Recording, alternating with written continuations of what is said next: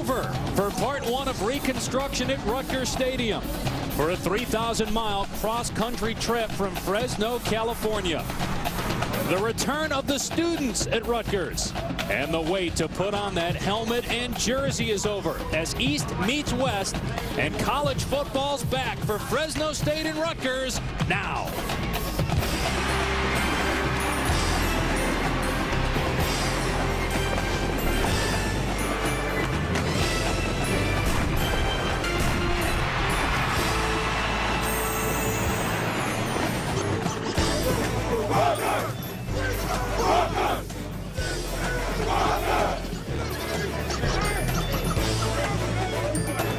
Welcome to ESPN College Football, presented by Cars.com.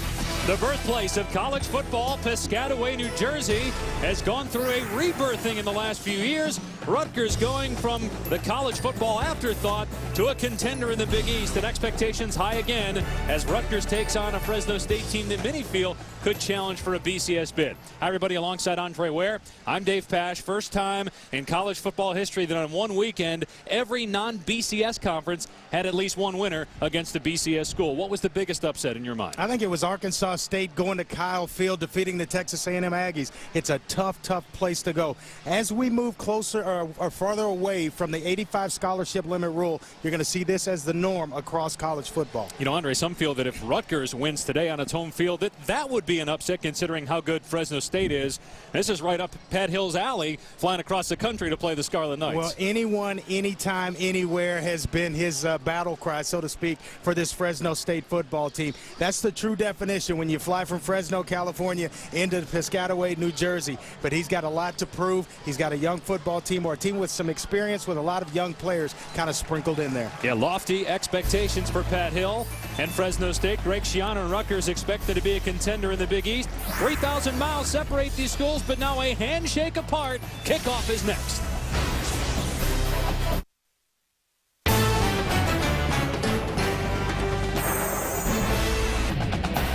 ESPN's College Football is presented by Gillette. Show us your game face for a chance to win huge prizes from Gillette and ESPN. Visit GilletteGameFace.com for details.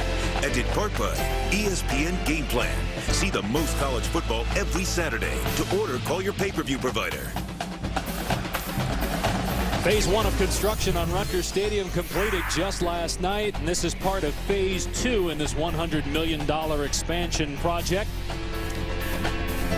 Last year, this is how the south end zone looked. It certainly played a role in Rutgers' home games last year, and it could play a role this year in a different way, Rob Stone. It will absolutely play a role, Dave. They've essentially left the back door open here at Rutgers Stadium.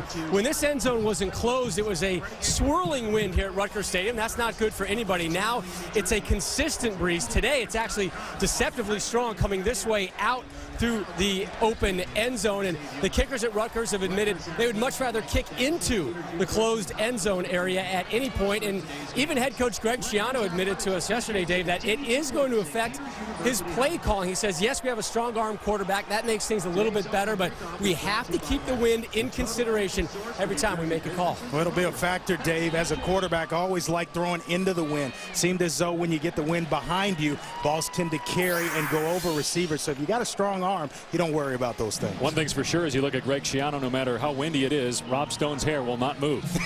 And neither will Greg Schiano's.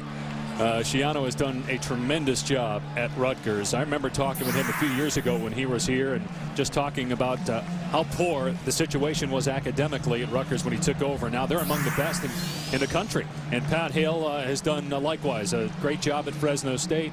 Many think this could be his best team. He told us, not ready to anoint this squad just yet, and you would certainly expect that out of a head coach that's seen some pretty good teams.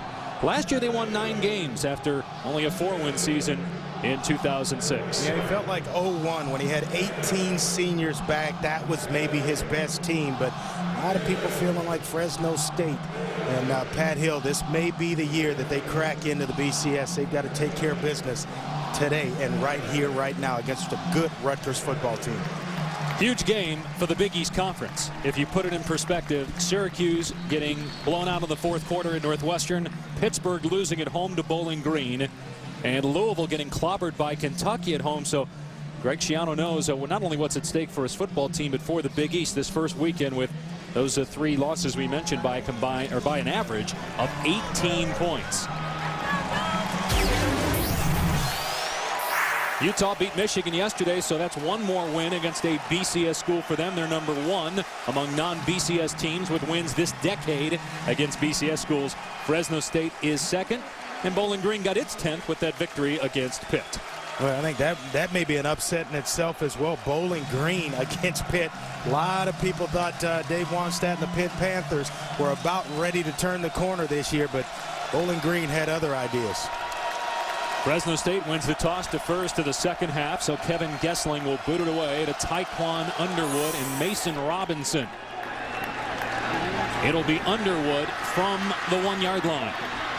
And good coverage downfield by Fresno State as Underwood doesn't even get to the 20. Sherrod Davis downfield for the Bulldogs. 5th-year senior Mike Teal, who battled through thumb injury last year, also had a injury on the top of his hand that he played through. The rest of the starting offensive players for Rutgers you can see at the top of your screen. And the biggest question mark, how will Rutgers replace Ray Rice? Cordell Young will start. We'll see a lot of Mason Robinson at running back behind Teal. Yeah, Cordell Young had the knee injury last year. A lot of people felt that Ray Rice would not have had the amount of carries he had Cordell Young remained healthy throughout the season a year ago. And Teal will throw on first down and hit as he throws, and that's why that pass was short, intended for Tyquan Underwood.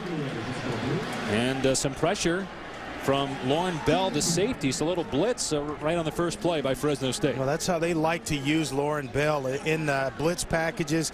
He's coming back from an injury himself a year ago. Many felt that he would never play again because of the injury. I think it was a knee injury, but he's back. He's healthy, and this Fresno State defense is a fast defense. They'll run it here on second down to Young. And hole up the middle. He spun down at the 24-yard line after a gain of about 5. Ben Jacobs, the middle linebacker, the only returning starter at linebacker for Fresno State this year, makes the tackle. Well, you mentioned Mason Robinson as well. He'll mix himself in with Cordell Young, and they'll see who actually has the hot hand to try to get the running game going. Talking to Greg Schiano this week, he wanted to run the football, and that's what they're built on. Running the football, a big offensive line, even though they lost 3 guys from up front, they still want to establish the run. Anthony Davis moving over from right guard to left tackle. The center, Ryan Blazek, is the only player in the same spot on the offensive line from last year. Teal finds Underwood for a Rutgers first down. Underwood to the 40, a gain of close to 16 yards. Jake Jordy on the tackle. Take a look at your impact players for Rutgers offensively. Well, the first is Mike Teal, the quarterback, threw for over 3,000 yards a year ago, 20 touchdown passes, a 58% completion percentage. Kenny Britt, all he did last year was set a Rutgers record for, Tyquan Underwood. He was a receiver that went over 1,100 yards a year ago. And then Kenny Britt, he's the speedster on the outside, just kind of a freak playing wide receiver out there. We'll get into him as we get deeper into the game. False start by Rutgers. Prior to the snap, false start on the offense, number 88. Penalty remains first down. That's on Britt, and that's a rare mistake from him. He and Underwood, the first tandem in Big East history with 1,000 yards apiece receiving. Only the 26th time in the history of college football that's happened. Pat Hill is well aware of how dangerous Rutgers is with those 2 guys on the outside, and he feels if they can stop the run today that will possibly lead to victory. After that penalty, 1st and 15 for Teal under center, threw 13 picks last year and a school record 20 touchdowns. Running play, and there's Fresno State stopping the run. Ben Jacobs firing into the backfield to take down Cordell Young. Well, he's the glue that holds that Fresno defense together. 81 tackles a year ago to go along with 2 sacks. Just a sophomore. A lot of football left to be played by Ben Jacobs. The coaching staff very, very high on their middle linebacker. So a loss of 3 for Cordell Young.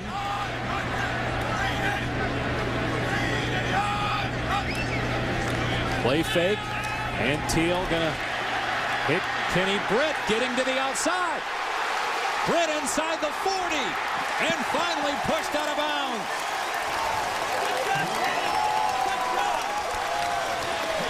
Well, this is how you replace a 2,000-yard rusher. You go with the talent and the strength of your football team, and it happens to be on the outside with the 2 wide receivers. Nice little screen pass. You start up the field, come underneath. You see the big right tackle, Mike Gilmartin, out in front blocking, and then it's just speed by Kenny Britt.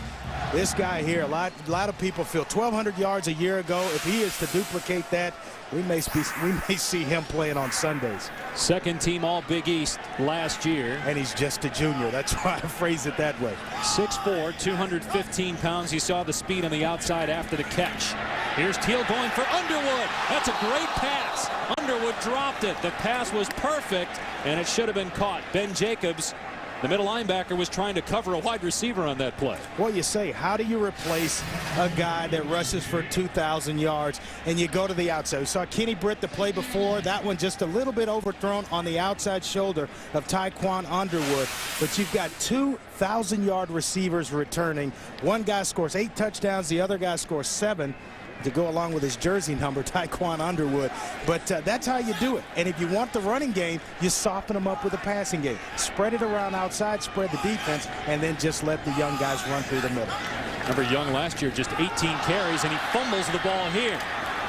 And did well to get close to the line of scrimmage after picking it up off the turf. Chris Carter on the tackle. Ray Rice, a school record 2,012 rushing yards last year. The 5 other guys combined for 260, and they wanted, as you were talking about, Andre, to take some of the pressure off Rice and let Young and Mason Robinson run the football last year. But Young got hurt, tore his ACL in the 3rd game. Yeah, I mentioned the fact Ray Rice would not have had the amount of carries had Cordell Young stayed or remained healthy throughout last season. But it is what it is, but it allowed Ray Rice to go over the 2,000-yard mark. 2nd-round draft choice of the Baltimore Ravens. Teal going to the end zone. And just overthrown. There was some contact, but no penalty flag. It was intended for Dennis Campbell. And Sherrod Davis, a transfer from Oregon, had coverage. 4th down and 13. Rutgers has a new field goal kicker and a new punter. And they're going to try a field goal. Sansan T, a redshirt freshman, replacing Jeremy Ito. Welcome to college football. Your first kick is going to be a 47-yard try. Jeremy Ito was about as automatic as there was to ever come to the program here at Rutgers, and Sansanti gets his first shot at it. Officially a 46-yard attempt. Let's see if that win that Rob Stone was talking about coming in from behind helps him. No, not when you kick it like that. Well, never had a chance. A lot of nerves for a young place kicker. That was not tipped either at the line. Just a mishit by Sansanti. So Rutgers fails to come up with points on its first drive. Fresno State's offense on the field when we come back. This game is being broadcast in high definition on ESPN HD. Back at Rutgers Stadium, packed house, sold out. Every home game for the 2nd straight season, and Greg Schiano trying to counsel young Sansanti. He knows that T will get another opportunity of this game for a big kick. Yeah, he knows he's going to have to probably lean on the young man at some point in this game. Doesn't want to get that confidence rattled early in his young career. That's a great thing about college football. You don't see that at the pro level with the head coach trying to console the kicker after he misses. Usually he's cut, but not in college. A lot different. On 1st down, Brandstater able to hit Ryan Matthews. Terrific sophomore, had a great rookie season a year ago, and he's out near midfield. Joe Lefebvre on the stop. They had 145 carries, 866 yards to go along with it. He shared time with Lanye Miller, another junior running back, but Brandstater, he is a guy that he really came into his own last season, over 2,600 yards passing with a 62% completion percentage.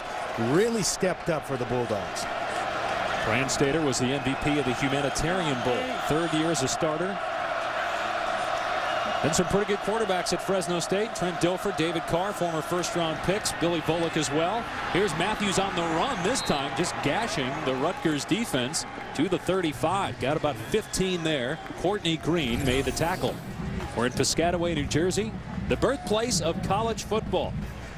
And Rutgers and Fresno State are scoreless with Andre Ware and Rob Stone. I'm Dave Pash. Construction just completed in phase 1 of a $100 million project at Rutgers Stadium. Phase 2 underway. Excited about football in these parts. With good reason. 3 straight bowl appearances, 2 consecutive bowl victories. Rutgers got as high as number 10 in the country a year ago. They're unranked to start this season. So is Fresno State in one poll, ranked 25th in the other. Brandstater getting pressured, tried to hit Chaston West, and the pass incomplete. Pete Tverdoff with pressure rather on Brandstater. A good job by the defensive tackle Tverdoff. Just continuing. You see Tim Brandstater there. Big senior quarterback. He's a big, strong guy. Came to Fresno State just 190 pounds. A big, slim kid with just a good arm, and developed into a pretty good quarterback. Put on a little bit of weight. Got all the fundamentals down of how to play quarterback, and turned in a great season a year ago. Brandstater's already graduated in the master's program right now. Matthews in the backfield. In the tail of an eye on 2nd and 10. Gets stuffed. Great penetration by the front 4 for Rutgers, led by Alex Silvestro. Let's take a look at the impact players for Fresno State, Trey. Well, it's Tim Brandstater, the quarterback, up first, over 2,600 yards a year ago. Tom Brandstater, 15 touchdown passes, only 5 interceptions. Bear Pasco, he's a guy they really like to go to. Talking to Brandstater, it's his 3rd down and close. He wants to go to Bear. And then on the outside, the surprise, A.J. Jefferson, the guy that led the country in kickoff returns. Early season games always seem to come down to how special teams play. A.J. Jefferson will play a big part for Fresno State. Bear Pasco not in the game here on 3rd down and 10 as Fresno State spreads it out with 5 wide and empty in the backfield. Brandstater crushed, and the pass well overthrown. Joe LaFege and George Johnson were both back there as Brandstater just got rid of it before he got smoked. Tremendous pressure. You want to disrupt the rhythm of the quarterback just on the outside right there. You'll see it just come free and right in the face of Tom Brandstater. Boy, that is an uncomfortable. You're not ready to throw the football, and all of a sudden you've got it coming right in your face. You got to get rid of it to hold on to field position to give your kicker a chance to knock one down. Kevin Gessling with his first attempt. It would have been. It's a quick kick. Gessling is normally the field goal kicker, and it goes into the end zone, and it will come out to the 20-yard line. Robert Malone, who's the punter, was the man that tried to keep it from going into the end zone. So a wild formation there on that quick kick. No score. Rutgers ball when we come back.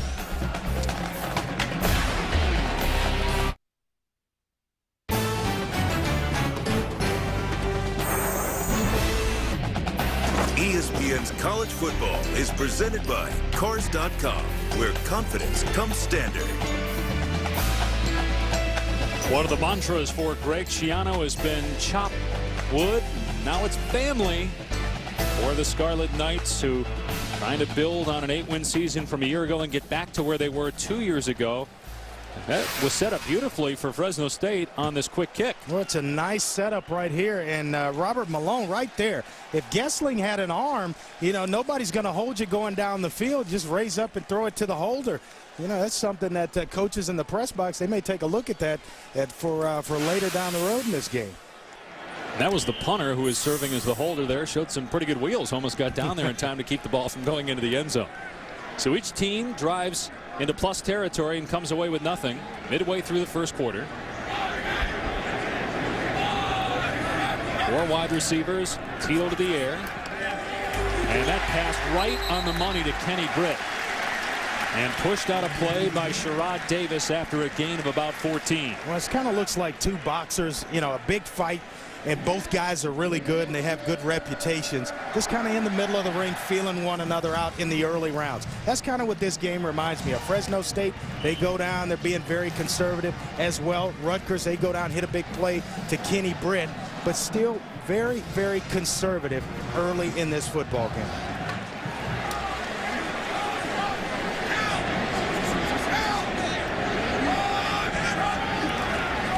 Inside handoff to Cordell Young. And good running play on first down to the 38. Got a handful. Cornell Banks on the tackle for Fresno State. And you talk about Cordell Young. I'm going to go back and mention the fact that those two receivers, Kenny Britt with the first down catch, and he's a guy, 4.4 speed, as well as Taekwon Underwood on the other side. 4.4 speed, and he's a 400-pound bench press. For a wide receiver, unbelievable. 6'4", 215 pounds, running that fast and that strong. That spells the next level. Well, 10 years ago, they didn't have those kind of players here at Rutgers, but Greg Schiano is starting to recruit some terrific talent. Ray Rice obviously one. His Britt is wide open. Teal with a great toss over one of the defensive backs, and it's a first down to the 43. A good pass by Mike Teal to Kenny Britt. Here's Rob Stone with more. Well, Britt and Underwood, the #2 returning receiving tandem in the nation. Sunday football on their radar. ESPN Scouts Inc. Todd Mache told me today the senior Underwood, 3rd, 4th round guy. Biggest concern is he's only kind of a 1-speed receiver, but his partner, junior Kenny Britt, more of a vertical receiver. He's a 2nd-round range guy right now, and there's definitely talk that he may come out early. He's got a senior quarterback and a senior complement at the wideout position playing next to him. And pretty good tight end in Kevin Brock. He was the man who caught that last pass. And they go back to the ground, and Young sprinting to the outside and knifing it back to the inside. Got about 8 to the 35. A.J. Jefferson on the tackle. Well, this is what the passing game will do for the running game. It'll kind of soften up a defense. You'll see right here, nice little crease for Cordell Young to run through. It's because the linebackers now have to play pass first. With Mike Teal going back, and it's nice little underneath draw play to Cordell Young, softening the linebackers up, and then coming back with a quick hitter to Cordell Young. It's going to be there all day for Rutgers if they continue to have success in the passing game. 8 yards on the ground on first down. Little play action, and Teal trying to hit a man out of the backfield, incomplete. Jack Corcoran, the fullback, was the intended receiver. Well, Rutgers last year set a school record for scoring and for total offense. Greg Schiano still making some changes. John McNulty is the offensive coordinator in his first year. He had been with the school as the wide receivers coach in 04 and 05 and was the assistant offensive coordinator last year. Also a new special teams coach, Chris Rippon, brought in. Here's Taekwon Underwood making some nifty moves. Dumped at the 22, gain of 13 and a first down. Gillette Presents Kickoff Week continues tonight as Tennessee takes on UCLA. Out at the Rose Bowl, the Vols come in ranked 18th in the country. College football primetime presented by Jack Links as part of College Football Week presented by Gillette. I'm going to get back to my hotel room, flip the TV on, and get all in the middle of that one right there. That's going to be a good football game. Rick Neuheisel in his first game as the head coach at UCLA. Philip Fulmer unveiling a new quarterback at Tennessee. Here's Young again, a big hole to the 15-yard line, got about 6. Is Tennessee a little bit under the radar in the SEC? Everybody's talking about Georgia and Florida and Alabama after its convincing win on Saturday night over Clemson. You got an offensive lineman down, Kevin Haslam, the left guard. But to answer your question, I think that's exactly what's happening with Tennessee. And with a young football team, that's how you want it. You want to fly under the radar, have a lot of people not give you a lot of credit. But Tennessee, 7-4-1. I tell you what, this is going to be a great matchup going out to Los Angeles to take on the Bruins. And Haslam's okay. Yeah, good to see him hop up and big fella sprinting off. He's been battling a sprained ankle. Well, Fresno State originally was to play UCLA the opening weekend and play Kansas State week 2, but then Kansas State backed out. The Bulldogs were looking for another opponent. Rutgers was looking for an FBS opponent as well, and so they're able to schedule this, and 3,000 miles later, here are the Bulldogs. It's a 16th play for Rutgers today. 5 already have gone for 10 or more yards. Teal going to take off. And ankle tackled at the 10-yard line by Michael Stewart. Very close to the first down. It looks like he's got it by a yard. Well, they are very conscious of where Kenny Britt is on the field. Double coverage, On the outside, it looked as though he was going to have just press coverage out there, and you look out there, but all of a sudden there's a guy going to help out over the top. I'm going to help my man out, Jake Jordy, the free safety, coming over the top to help his young cornerback out, or help out A.J. Jefferson. But they are very, very aware, I don't want to say afraid, but aware of where Kenny Britt is located on the field. You look at what happened the first 140 years of Rutgers football. They had one 1,000-yard receiver, and they had 2 last year. Here's Mason Robinson, who's going to split carries in the backfield with Cordell Young. Actually lost a yard there as Sherrod Davis comes up in run support and makes a big hit. That's what you got to have when a team wants to just bloody your nose and come downhill at you. You got to have those corners when there's a short side to a formation. Corners got to tighten down a little bit, and Sherrod Davis there to make a nice secure tackle for Fresno State. So 2nd down and goal after a loss of 1 on the play. Underwood to the bottom of your screen, Britt at the top, and Corcoran motioning out there as well. 10th play of the drive. Robinson gets the call. And look at him push the pile, splattering it to the 3. Got 8 yards, and about 4 of those came after contact. Ben Jacobs led the charge defensively for Fresno State. Well, he's not a big guy. You know, you look at it, 5'10", 190 pounds, just pushing the pile through the middle, and right there, nice soft creases the offensive line they're creating for him. When we talked to Greg Schiano, he said they wanted to be balanced. Playing against Fresno State, now 9 rushes, 9 passes. I don't know if you get any more balance than that, Dave. Perfect, and that's you know how Rutgers won its games last year. It wasn't just Ray Rice. I mentioned Kenny Britt and Tyquan Underwood, each with 1,000 yards receiving. Hey, look at that the yardage there and passing for Mike Teal, 103 in the first quarter, still with time left. So Rutgers calls a timeout. 3rd and goal coming up when we return to Rutgers Stadium.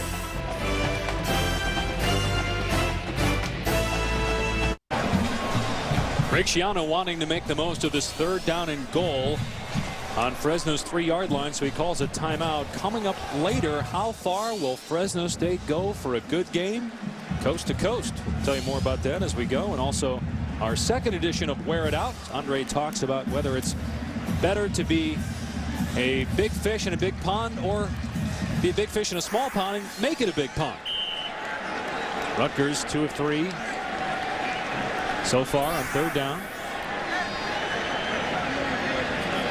They've really been mixing it up in the passing game with Teal finding Underwood, Britt, the tight end Kevin Brock also trying to hit Corcoran out of the backfield. Mason Robinson is in the game at tailback now.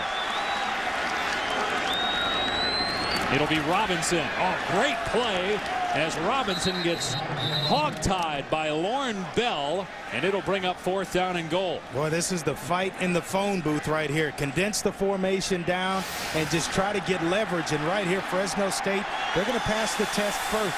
Get great leverage and quick snap by Rutgers. On 4th down, Fresno State not fooled. How about that? Rutgers calls 2 plays during the timeout, trying to fool Fresno State on 4th down. Kyle Knox read it, and the Fresno State defense holds. You know what it tells me is that Greg Schiano has a lot of confidence in his defense. You know, he wants the points, and I always preach take points early, first in a football game. You want to be the first to score, but this is 3rd down here. They get great leverage, great push up the field, and they feel the holes right there, and then come right back on 4th down as Rutgers tries the quick snap. Mike Teal goes right back to Mason Robinson. Tremendous amount of penetration by the Fresno State defense. They answer the bell. Fresno State has to start at its 3-yard line, and finally the crowd getting into it for the first time, and now a stoppage of play.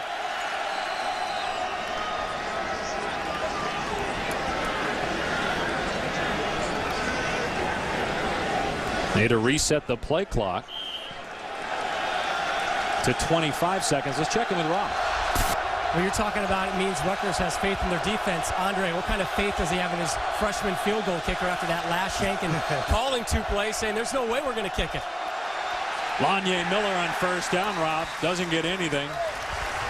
George Johnson made the play defensively. Here's what Rob Stone's talking about, that 47-yard attempt by San Santee. Well, that's a tough one there. And you got your first kick as a collegiate athlete. I think you go ahead and kick it the next time down. You got to build some confidence. It's basically a chip shot for San Santee. So I go ahead and kick that one. You don't know when you got to go back to him. Sends the wrong message to him by passing that one up.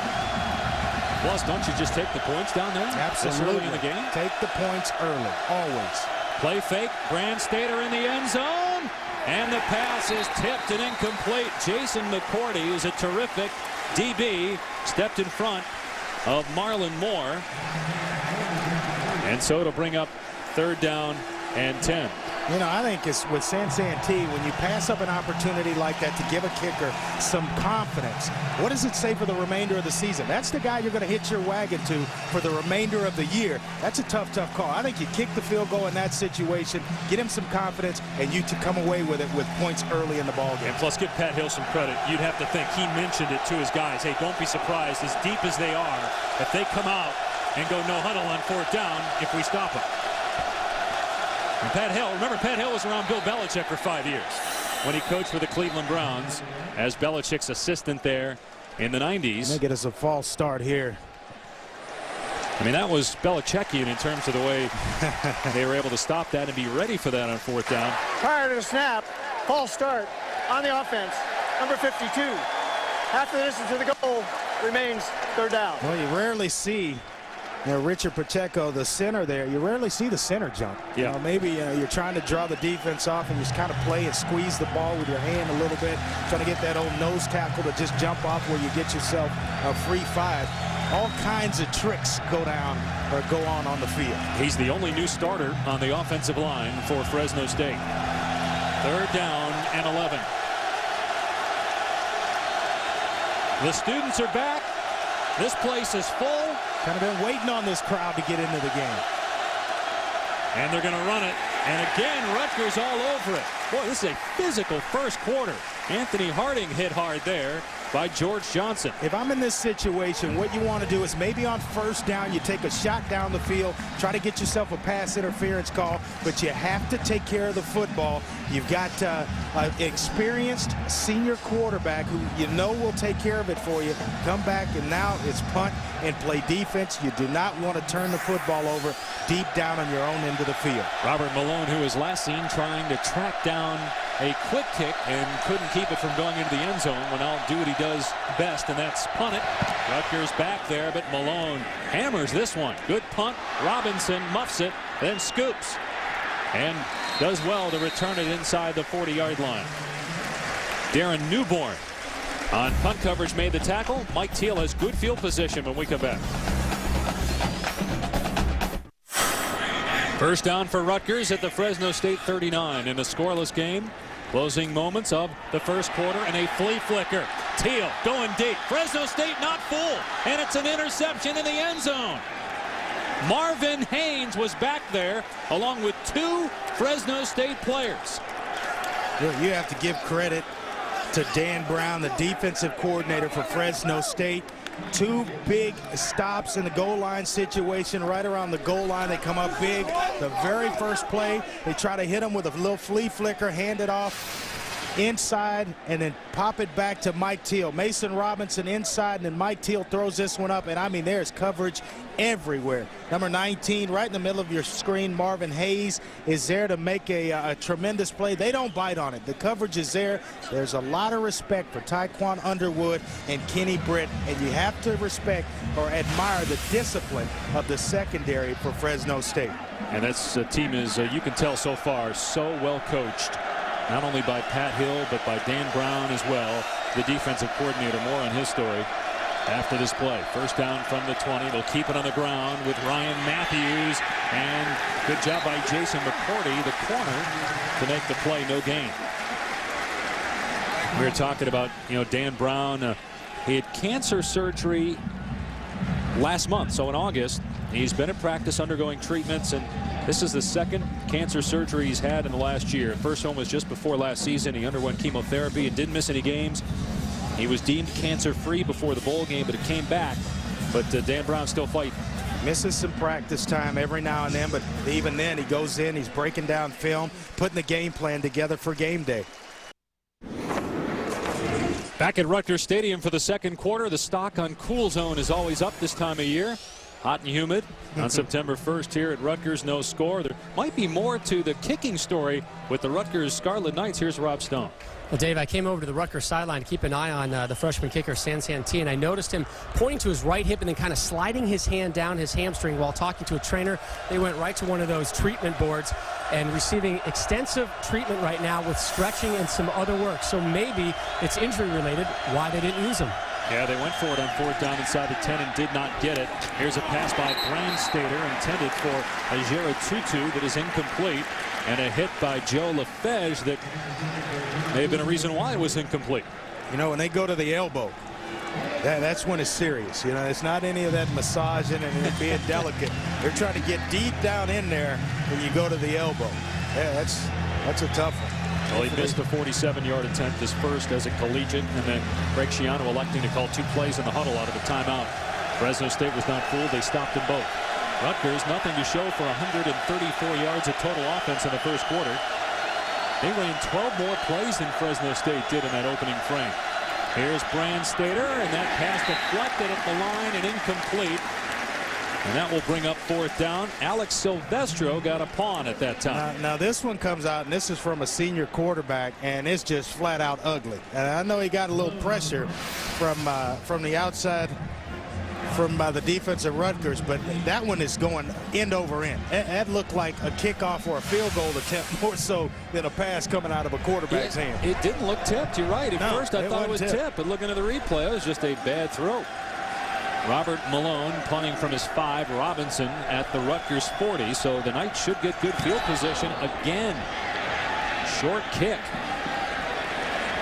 And for the 4th time today, they're going to have excellent starting field position. This drive will begin at the 47-yard line in Rutgers territory. Now I got a question for you on that last pass that came out of the hand of Tom Brandstater. How does water get to the second floor? Pressure, my friend. Right here, you're going to see it right in the face of him, coming right at him, and then it causes one of the. That's just flat out ugly. Teammates will be ribbing him a little bit once they check out the film on that one. I was trying to see where you were going with that pressure water thing, but I think I figured out a little bit late. Pressure in the face of the quarterback. Yep, I got you now. Here's Young on first down. Big hole up the gut to the 45 in Fresno State territory. Another 8 yards on the ground. Moses Harris on the tackle. Right now, Rutgers is able to run the ball on Fresno State. They've mixed in the pass well, but they got no points. It's because they've had success in the pass game. When you talk about the big receivers on the outside and Kenny Britt, you talk about the other guy on the other side, Tyquan Underwood, that softens the defense up. You go from a condensed down inside trying to stop the run. Now you got to pay a little more attention to the pass game, softens things up, and it's a little bit easier to block it up inside by the offensive line. 16th play today for Rutgers in Fresno State territory. Teal hanging in there as the pressure comes, and Britt on the drag route appears to have the first down at the 43-yard line. Sean Plummer on the tackle. Well, he does so many things well. Kenny Britt, he runs the deep routes well, the nice little underneath routes. Very talented wide receiver. Now, as we mentioned, hot and humid here in New Jersey, but we'll take it because as everyone knows, it's not the same in other parts of the country, in particular down in Louisiana with Hurricane Gustav hitting this morning. And certainly we're praying for those that have stayed in Louisiana, those who have fled and fled yesterday. Here's a running play on 1st and 10 for Young, and he's going nowhere, maybe a half yard. Andre, you live in the Houston area, and I know you've spoken with some folks back there. How are things in Texas right now? Well, I spoke with some relatives this morning, and things seem to be okay. I mean, there's some rain, and of course they're going to expect more as the storm passes on through, but not nearly as much as when Katrina went through 3 years ago. Yeah, it's incredible that here we are 3 years later talking about this again. That's absolutely amazing. And just seeing some of the shots today of the water going over the levee and some flooding going on in New Orleans. But again, our prayer certainly going out for the people that have stayed in Louisiana and those that have evacuated. Great breakup.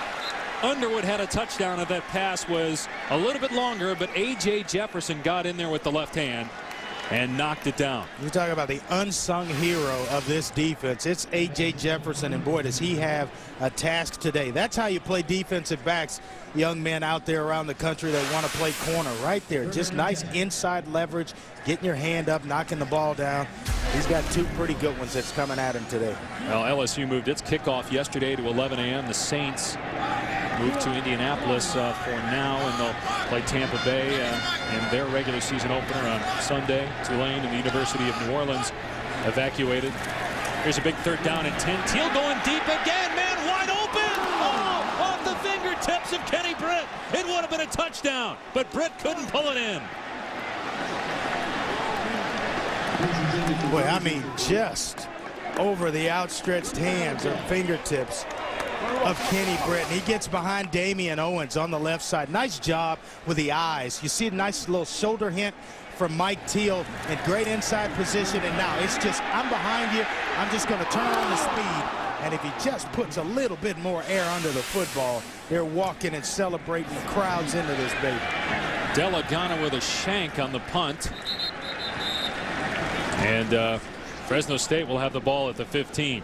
We were talking about the fact that LSU moved its kickoff yesterday from a 5 p.m. start Eastern time to 11 a.m. Rob Stone, you were there in Baton Rouge. What was the mood like then and the talk there? It was a very subdued Death Valley. You know, the capacity is about 92,400, another 20 to 30,000 there on game day. They said around maybe the 70,000 was there. Everybody was kind of calm. In fact, I spoke with an LSU football official about an hour and a half ago, asked him how things are going. He said right now Baton Rouge getting hammered, worse than it was for Katrina. The team and the staff currently riding out the storm. The plan is to have practice tomorrow at 1 and play their game versus Troy State at Tiger Stadium Saturday. If that changes, both those programs have a November 15th open, so it's not going to be a huge deal for them. All right, Rob, thank you.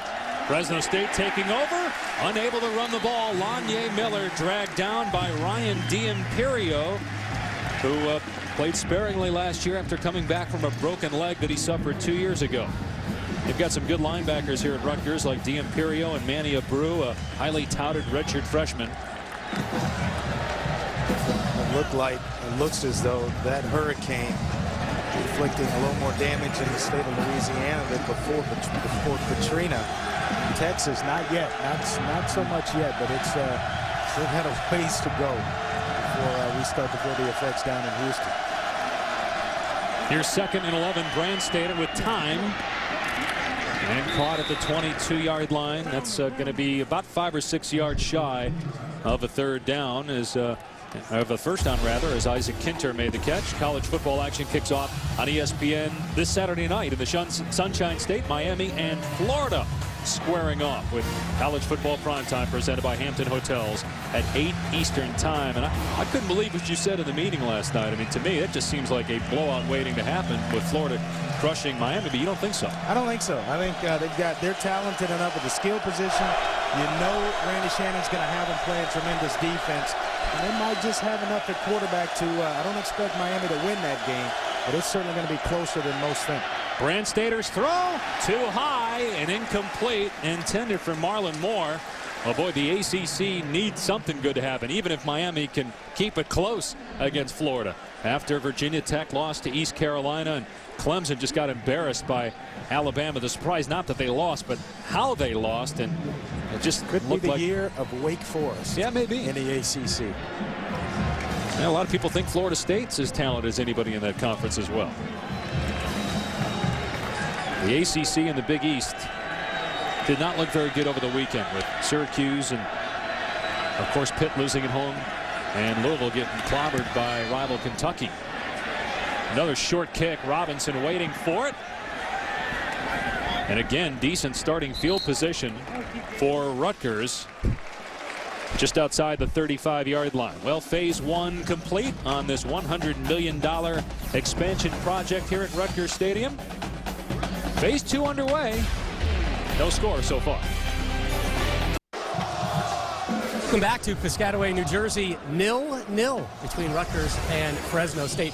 No football team outside of the University of Hawaii is going to log more air miles this year than Fresno State. But it's not easy traveling the Bulldog way. Take their trip here to Newark, New Jersey, for example. They boarded their charter airplane, which was smaller than normal, which required them to have a refueling pit stop in Wichita. It also meant every seat, guys, was occupied on that flight. They left the campus around 7:30 in the morning Saturday, didn't get here till night, which meant no practice Saturday. All that traveling, though, guys, Coach Hill's going to use it as a little bit of an underdog rallying cry through the season. 3,000 miles away. First time Fresno State's ever played a Big East school, as Robinson picks up about 5. A lot of these Fresno State kids have never been this far east. Look at the first 2 games, almost 11,000 miles they'll travel. And I'll tell you what, it's tough on the big guys right there. The big fellas sitting down there, they're in those little bitty airplane seats, and you're going to usually get a space in between you.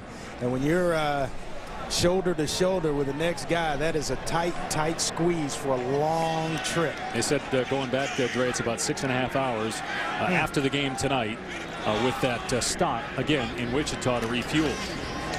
Here's a pass to Britt in the flat. That might have been a backwards pass. And he's tackled just shy of the first down marker by Lauren Bell. Britt on that incompletion downfield, the previous play, after he caught a pass on a drag route, he left and was holding his shoulder, and you wonder if maybe that impacted that attempt in the end zone on that deep pass. I don't know. He kind of stuck that stiff arm out on that one, and it was the right shoulder that you're talking about. And you're talking about a strong outside receiver in Kenny Britt. Mentioned the fact earlier that he bench presses over 400 pounds, big frame, and a fast guy. Been very, very impressed with him in this ball game. That last play was officially a running play. 3rd down and 1. Robinson not going to get there. Fresno State whipping Rutgers at the line of scrimmage. Marvin Haynes coming in around from the secondary to make the tackle after everybody in the offensive line was stood up. Talking about who you've been impressed with, it's that defensive front of Fresno State. They've had a couple of short yardage situations, and they're getting the leverage and getting under the pad level of the offensive line of Rutgers. Winning the battle of the trenches, that's what games usually come down to. And right now the advantage goes to Fresno State. Rutgers punting on 4th down and 2, and that's fielded at the 5-yard line. Dangerous play by Moore to field the punt inside the 10, and he gets wrapped up at the 7. Why don't you just let that go? Take your chances, let it go into the end zone.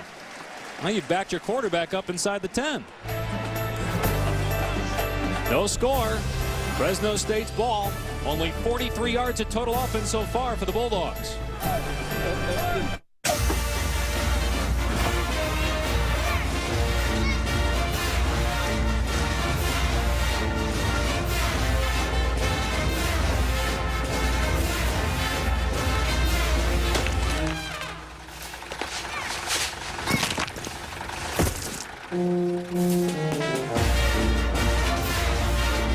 Do you know Game Day? Go to collegegameday.com to find out. ESPN College Game Day, built by the Home Depot. Saturdays at 10 a.m.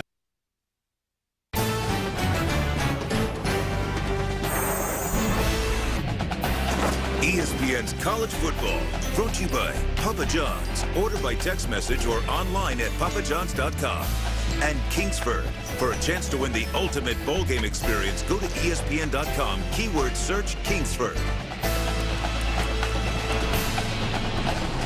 Back at Rutgers, phase 1 of this $100 million expansion project at Rutgers Stadium complete with the new skyboxes, club seats, and phase 2 they'll add about 13,000 seats and a new locker room here at Rutgers Stadium. Running play for Fresno State on 1st down from its 7, and Ryan Matthews gets 3. With Fresno State, they've had some bad field position, but some of it's been self-inflicted. You see here, Marlon Moore is going to field this punt. That's the gauge right there, about the 10-yard line. If you catch it inside the 10-yard line, usually the rule is let it bounce, go into the end zone. If it's just outside the 10-yard line, you can field it or fair catch it. But right there, he pins his offensive unit back in tight. This is the second time that that Fresno State has been pinned back on this part of the field. And part of that stat is the fact that Rutgers defense is playing well, but Fresno State's average starting field position is its 15-yard line. That's the first time Bear Pasco has touched the ball today. Across the 17-yard line, picks up the first down. Pasco is a Mackey Award candidate after 45 catches a year ago. Says he models his game after Jason Witten of the Dallas Cowboys. Second on the team last year in receptions. You see him just kind of funneling his way through the defense, man coverage, and that's a tough route to cover. When you're in man, I don't care if it's a tight end, wide receiver, running back, and they're crossing from one side of the field to the other. And if you can catch, you got a guy that can catch it in stride like Bear Pasco. That's a tough one on the defense. So a first down for Fresno State from the 18. Brandstater in trouble. Sack inside the 10. Manny Abreu and Jamal Westerman. Westerman had 8 sacks a year ago. Abreu, one of the more talented redshirt freshman linebackers in the country. Yeah, Jamal Westerman is a guy that you mentioned the fact had 8 sacks last year, led this team in that department, played as a freshman. He's a guy that just right there, relentless in getting the Brandstater, and wasn't going to let him go. A lot of help, a lot of bodies around the quarterback, tremendous push through the middle of that formation for Rutgers. Boy, this is a nice little battle, nice little seesaw battle defensively going on between these two teams. Always tough for a 210-pound running back to block a 250-pound linebacker. Oh, big hit as Pasco makes the catch and then pinballed by D'Imperio and Courtney Green. And this will bring up a third down. 6:45 remaining in the second quarter. Scoreless game. Fresno State finally getting some positive yardage. Coming up later, Andre will wear it out on program development. We'll explain.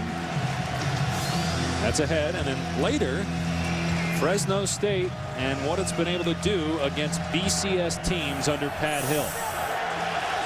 In case you're wondering, Utah has the most wins of a non-BCS school against BCS teams this conference. Got its 14th yesterday, winning at Michigan. On third down, they run Lanye Miller, and he's taken down by Joe LaFedge at about the 24. So that's going to be 5 yards shy of a first down. Trying to fool him. Fresno State will punt. Trying to fool him in the chess match, Dave, with just everybody's thinking pass. It's third down and long. Try to sneak a little draw play to Lanye Miller underneath and maybe pop something as you got defensive backs turning with wide receivers going down the field.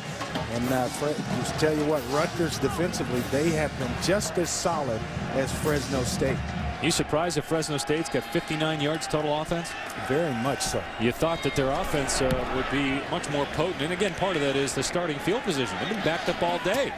Robinson fair caught it, so the play is whistled dead at the 37-yard line.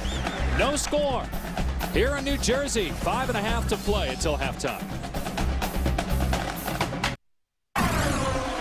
Welcome back to the birthplace of college football. Remember that game, Andre, back in 1869, that 6-4 thriller when Rutgers knocked off Princeton in the first ever college football game? Got the Centennial Cannon here in Piscataway. That was stolen by Princeton and has since been recovered. Scarlet Knight cheerleaders and marching band getting everybody ready for the home opener. Of course, Greg Schiano's mantra of chopping wood and also the Scarlet Walk. Knights trying to continue to build this program. Mascot very familiar to especially people on the East Coast, as Rutgers coming off an 8-win season, back-to-back bowl victories. And remember, this was a program that for the first 135 years or so of its existence struggled to be 500. And now they're starting to get players and get wins as well. That's how you build it, with players, that's for sure. And Greg Schiano has done an outstanding job in that department. Cordell Young on first down. Rutgers getting a lot of rushing yards on first down. 13 more there. Marvin Haynes on the stop. Well, when you ask yourself what's been the story of this game for Rutgers, especially on the offensive side of it, they've been able to run the football against Fresno State. Now, when they get in short yardage situations, Fresno State's been able to come up big. They've moved the football, gotten themselves into scoring position, but yet and still they have not come away with points. Yeah, 5 times they've been at the 50 or inside Fresno State territory.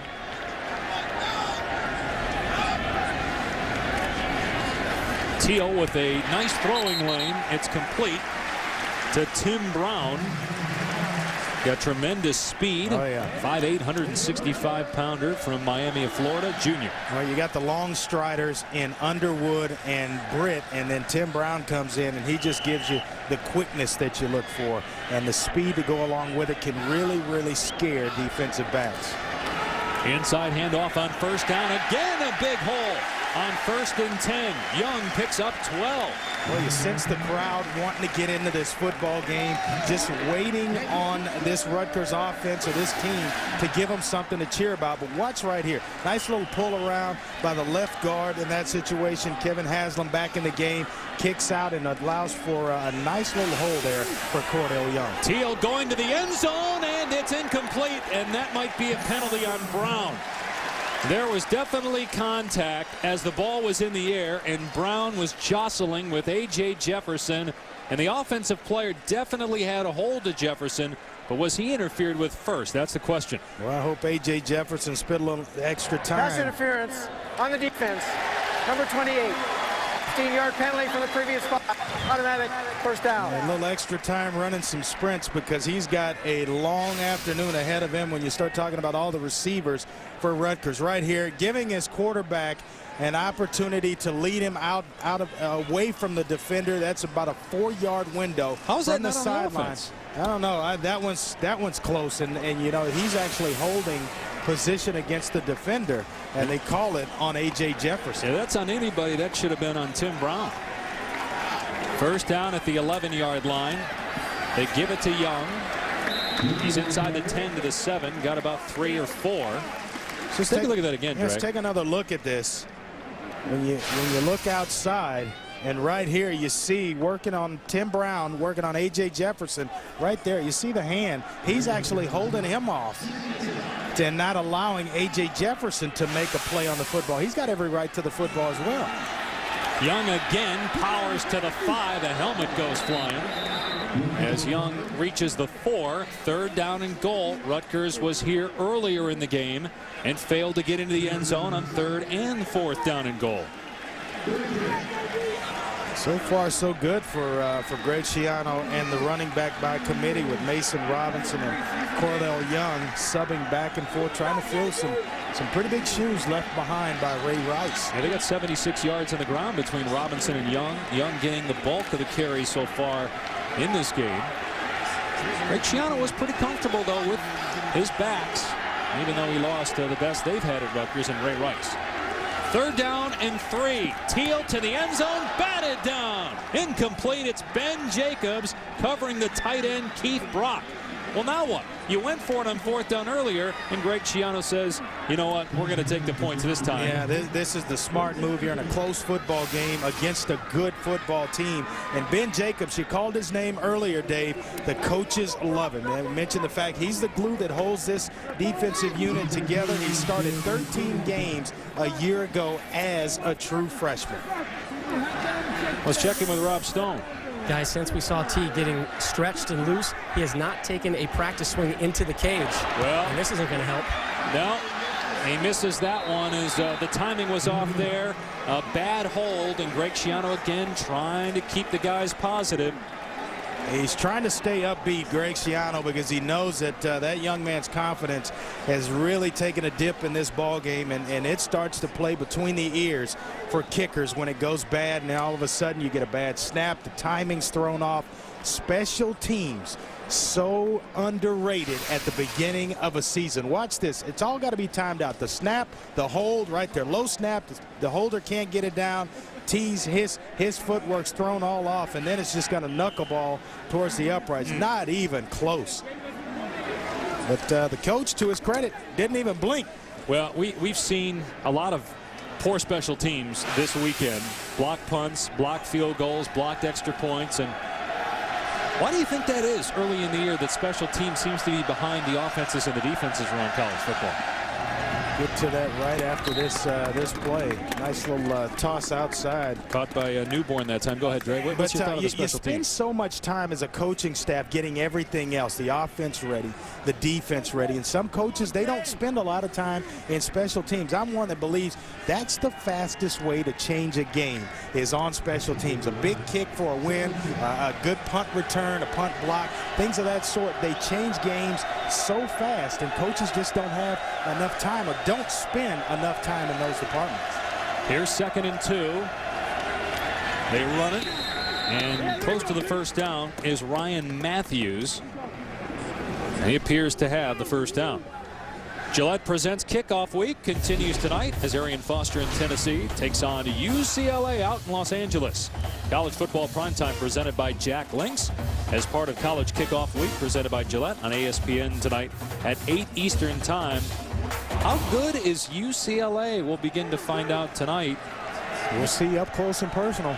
And I mean, after USC, which looked great, by the way, Sanchez looked tremendous in that thrashing of Virginia, but after USC, I guess maybe Oregon's the second best team, but it's anybody's guess after that who's the third best team. Grant Stater able to recover after losing the ball and then throws it away, so it'll bring up third down. Let's go back to the studio and say hello to Dari Noka. Dave, hello. And just to let you know, coming up on the Olive Garden halftime report, we will give you the very latest concerning Ohio State tailback Beanie Wells. Also, the latest on Hurricane Gustav and its implications on the college football world this weekend. Also going to head out to the Rose Bowl, where Reese and Mark and Lou will get us all set for that game between the Vols and Bruins. That's all coming up at the half, guys. Well, interested to hear what the latest is on Beanie Wells. If hopefully he's out for okay. an extended period of time, that certainly would hurt Ohio State's chances of winning a national title. On 2nd down, running play to Matthews. Out of bounds at the 34-yard line. D'Imperio on the tackle. Well, Matthews has been the spark so far for Fresno State in that running game. But going back real quick to Sansantee, you got a guy that's coming in to kick for the first time in his career. There's games you can play, like, you know, at the end of practice, whether or not we're going to run wind sprints is whether if he makes a kick or not, and then move him back in certain, or how you cut the sprints down based on whether or not he's making kicks. A brand new kicker, you have to find ways in practice to apply that type of pressure to him so that it carries over in game day in this type of situation. You certainly would think that that's a lot of what they did in camp, as that pass is batted around and then incomplete 3 times. Darren Newborn tried to catch it, couldn't hang on to it. Now it's 4th down, clock stop. Rutgers will get the ball back and have 2 timeouts to work with, try to get some points before intermission. But boy, Fresno State struggling to even get the ball past its 35-yard line. 6 possessions, 6 punts now for the Bulldogs. A lot of first game jitters going on between both teams. Yeah, one thing about it is you get a clean slate, you go into halftime, you get to clean some things up and come out and play football for an entire half of, got to still have an entire half of football left here. Malone with an end-over-ender to Robinson. That's the second muff for Robinson. He's been able to scoop it up both times. But boy, special teams play just ugly for Rutgers here today. I mean, they've had 2 times they've been inside the 10, they got no points. You know, at worst it should be 6-0 if T can knock down some field goals, or if Coach Schiano gives him an opportunity on the one after the big-time miss from 47. That one's understandable. That's a tough one for your first field goal, but I think that chip shot should have been given to the young man, give him a chance to build a little confidence. You saw the numbers on Mike Teal, as Teal was able to dump it off after Underwood was able to get free for a moment. Gain of only 3 yards on the play. Clock running. Again, 2 timeouts to go for Rutgers. Going to the hurry-up offense. They've got an experienced quarterback just trying to get some type of points here. Teal's pass through the hands of Tim Brown, incomplete. Brown smaller than Underwood and Britt by at least 5 inches, and that pass was a little bit too high. Yeah, that one was well timed on the part of Mike Teal, though. He had felt a little bit of pressure coming up the middle of the formation, and he actually let it go and was timed very well on the outside to Tim Brown. But once you know, you got a strong-armed quarterback, the hands got to come up, the head's got to come around, as the ball's going to be on you in a hurry. Yeah, Teal's really cut down on his interceptions as he throws incomplete, trying for Britt, and Rutgers will have to punt. His decision-making has gotten much better over the last 3 years, but Teal today struggling. Though he did have one pass that should have been a touchdown. Britt just couldn't pull it in on a bomb. You know, they've gotten so used to Ray Rice around here, they may go into halftime in the locker room looking for him. You know, waiting on Ray to suit up, come out and give him a spark in the second half. Ray's in Baltimore, though. This has been some ugly offensive football and special teams play so far in this first half. Well, the big question is, how do you replace a guy that rushes for 2,000 yards and is one of the best players in the history of your program, and Ray Rice, and is a high draft pick, second round by the Baltimore Ravens?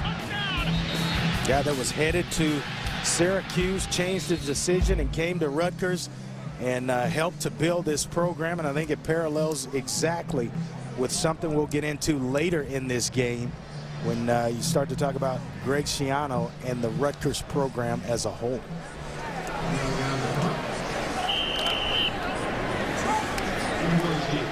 Pretty tough, too, when you've lost a guy that maybe one of the best players you've ever had, just to, as you were saying, look around and not see him there. That punt almost got blocked. Delegana, though, with a good kick. It's high. It takes a Fresno State bounce, though. And the Bulldogs will have it around their 20. With 24 seconds left, the way things have gone in this half, they may say, you know what, we're just going to down it and get out of Dodge here. And Fresno State has been hovering around its 20 all day long in terms of starting field position. But if you're Coach Schiano, and again, you've had great success the last 2 years.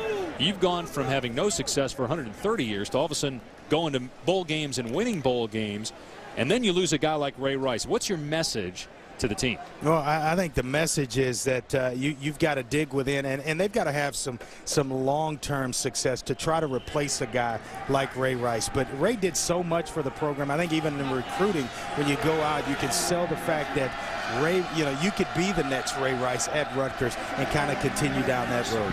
Fresno State keeps it on the ground in a big play.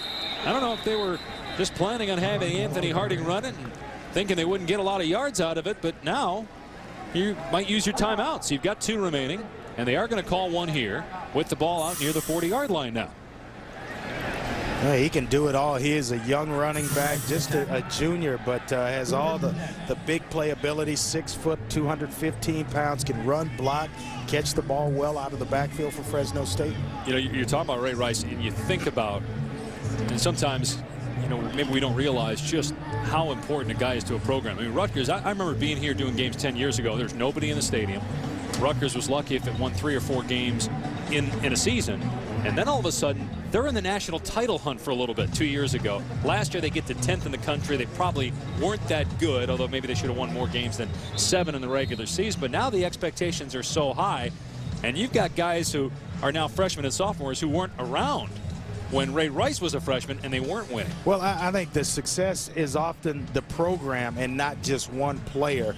And though that it's going to be tough to replace a guy like Ray Rice, yeah, when you look at the program as a whole, and that's what Coach Schiano's kind of hanging his hat on, that he's built enough at Rutgers and put enough talented players on the field. They're going to feel the loss of Ray Rice, certainly, because he's such a talented player. But the program itself should take over and sustain itself when you lose a player like Ray Rice. Wayne Stater throwing it to the invisible man there. That was 20 yards wide left. Wiley was, I guess, the intended receiver. He was the only guy in bounds. He's thrown some in here that have been just flat out comical here in the first half. And I don't know if it's the grip on the football or if it's just the pressure of the Rutgers defensive front in the face of Tom Brandstater. But he's thrown some ugly passes here in this first half. You know, you go back to Rutgers electing to go for it on 4th down instead of that field goal we were talking about. Yeah. Right now, that might be enough to win the game. Could be the difference in the game, the way these offenses are playing. Brandstater has it batted down by Tverdoff. Got a meat hook on it, knocked it down.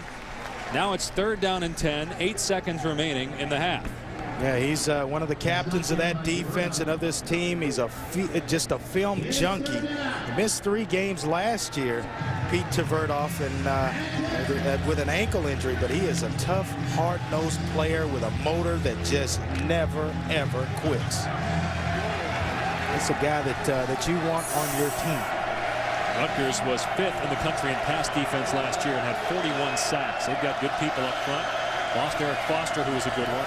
Fresno State going to keep it on the ground, and Harding is taken down, and the clock stops. Rutgers may have called a timeout with 1 second left, and 4th down coming up. Why not? One more play, says Greg Schiano. We'll take our chances, maybe with a punt return, or maybe we block a kick. After all, been a lot of special teams problems here today. Maybe it's a time to have Fresno State make a mistake on special teams. 7 possessions for Fresno State. They've punted every time, and 27 plays. You see it right there. No points on Fresno State territory. Both offenses struggling a little bit. Good thing is that 1 second left here in the first half. You can go in, and you know you have 2 excellent football coaches, and Greg Schiano and Pat Hill. They'll go in, and it'll be a totally different ball game when they come out in the second half. You know, both with NFL ties. Greg Schiano spent some time with the Bears before taking over at Miami as the defensive coordinator. We talked earlier about Pat Hill being on Bill Belichick's staff with the Browns. Think of the guys that were on that staff. Al Groh, Kirk Ferentz, Nick Saban, Bill Belichick. Eric Mangini was a public relations intern. Yeah. Pat Hill was there. A lot of coaches we talk to, they want you to taste the Kool-Aid, you know, and enjoy it. And by that, they're just trying to sell you a nice bill of goods, so to speak, about what's going on in the program. When you talk to these 2 guys, you come away believing what they're preaching about their program. Fresno State on 4th down, going to run a play. And that will be the final play of the half as Ryan Matthews takes it across midfield. No score after 1 half of play at Rutgers Stadium. Here's Rob Stone. Coach, 4th down and goal in the first quarter. What led to the decision to go for it? Well, it was a 2-play deal, but yeah, we should have called timeout or just got back in the huddle and ran it as a mistake. We're a little bit out of whack. We just got to calm down and play football. We're playing good defense. We got to just slow everything down. Coaches, players, everybody. How do you dress your freshman kicker in the locker room? He'll be fine. Coach, thank you. Greg Schiano saying a little bit out of whack. Seems like that's the case with a lot of teams on this first weekend. No score. Here's Dari in the Olive Garden halftime report. Great leverage and quick snap by Rutgers. On 4th down, Fresno State not fooled. Here's a big 3rd down and 10. Teal going deep again. Man wide open. Oh, off the fingertips of Kenny Britt. It would have been a touchdown, but Britt couldn't pull it in. Getting ready for the second half at Rutgers Stadium. No score between the Scarlet Knights and the Fresno State Bulldogs. Well, Andre and I have petitioned the NCAA to start over. And they said, yes, we will, if you make it a 30-minute game. Who so said we're going to do that. there was no preseason in college football? We just witnessed it the first half of this one. So you go in and, you know, re-scramble everything, and now you come out and play start the regular season. How about 0 for 7 on 3rd down for Fresno State? Rutgers twice inside the 10-yard line, no points. If you're the 2 head coaches, what are you telling your team at halftime? Well, I think you go in and you just tell your guys, just settle down. We've practiced, we've worked hard all off season long to get ready for this point in the season. I think nerves are everywhere across the board. And if you're Fresno State, you go to the run game. If you're Rutgers, that's where the success was. You go back to the run game. Well, let's hear what Pat Hill told his team. Here's Rob Stone with Pat Hill. Well, Coach, you just had the whole team in a circle on the field. What'd you tell them? Well, our defense has kept us in this football game. Rutgers has played good defense. We haven't gotten out of the shadow of our goal line. We got to play Bulldog football this second half. We have not played a physical game up to this point, and we've got to get some energy going to start this second half. So it's up to us to get this thing turned around. Coach, appreciate your time. Rob, even Pat Hill wanted just saying, hey, forget the first 30. We're just going to play 30 here. Well, he got his petition into the NCAA as well. And here we go to start it all over again. I mean, there's a lot on the line here for both schools. Fresno State trying to impress the voters. Right now not ranked in the AP poll. 25th in the coaches poll as you look at the first half stats. Rutgers trying to get a win for the Big East after 3 losses to teams, and maybe you could have said they could have beaten over the weekend. Well, look at that. Those 2 stats right there. 0 for 7 on 3rd downs, and then starting position, your own 17-yard line. That is very, very hard to make a living on in a football game. That's tough treading right there. And it's hard to have 27 plays run in plus territory and have 0 points. Yep. But Greg Schiano's team has managed that. But again, Mike Teal, you saw the highlight right before we came back. Had Kenny Britt. Britt, most of the time, is going to make that catch. And it's 7-0. But as it is, scoreless game as we start the 3rd. Look for both teams and both coaches to really lean on the running backs. The quarterbacks in this game, 47% for Mike Teal, 33% from Tom Brandstater. And the running backs, though, you've had some success running with Cordell Young. He's looked good, as well as Ryan Matthews. So look for these 2 teams to go back to the running game, go back to the fundamentals, the basics behind an offensive line or their respective offensive lines to try to get something going offensively. And it seemed like a lot of those 76 yards rushing for Rutgers, they got on 1st down. But when they got to a 2nd and short, 3rd and short, they couldn't pick up the 1st downs. And Fresno State had 0 first downs and, again, miserable field position.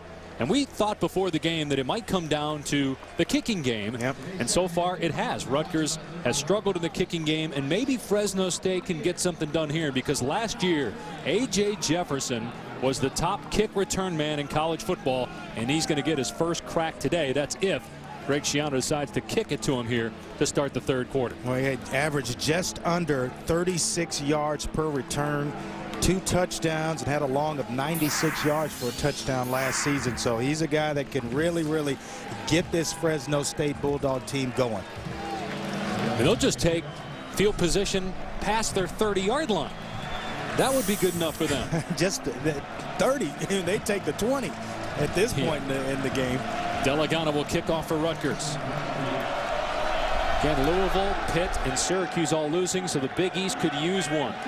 Jefferson will get a shot across the 20. And Rutgers able to get down there and keep Jefferson from reaching the 30-yard line. Damaso Munoz made the special team stop. Not very good numbers for Tom Brandstater, 5 of 15, 53 yards. But as we've seen in the past from him, he's a guy that can get hot. 15 touchdowns, only 5 interceptions a year ago. Threw for almost 3,000 yards last season. Pat Hill wanted to be physical. Well, they were 14th in the entire country last season running the football. So look for them in this half to really, really lean on the running game. Each team last year put up exactly 32.8 points per game. This year, 0 apiece as they run it on 1st down. Ryan Matthews, who rushed for almost 900 yards a year ago as a freshman, tackled by Kevin Mallist. Matthews had 14 touchdowns. That tied for the national lead among freshmen running backs in touchdowns with LaShawn McCoy and Noshawn Mountain. Well, you see last year right there, the points per game, both teams averaging exactly the same, 32.8 points per game. So far, they've got a way to go if they're going to get to last year's average here in the 2nd half. 4 yards on 1st down, now 2nd and 6 at the Fresno State 33. Again, Matthews, a burst past the marker to the 44. Mallist on the tackle, but that's a gain of close to 11 for the sophomore tailback. Well, they go behind Bobby Lepery, the left tackle. He and Cole Popovich, the left guard. They tried the other side this time, and Andrew Jackson and Kenny Avon and have some success. So Ryan Matthews, he is a talented guy who averaged 6 yards a carry a season ago. And right now they are just latched on to him here in the 2nd half early. Matthews again. Rutgers able to get back there. Manny Abreu, terrific looking redshirt freshman.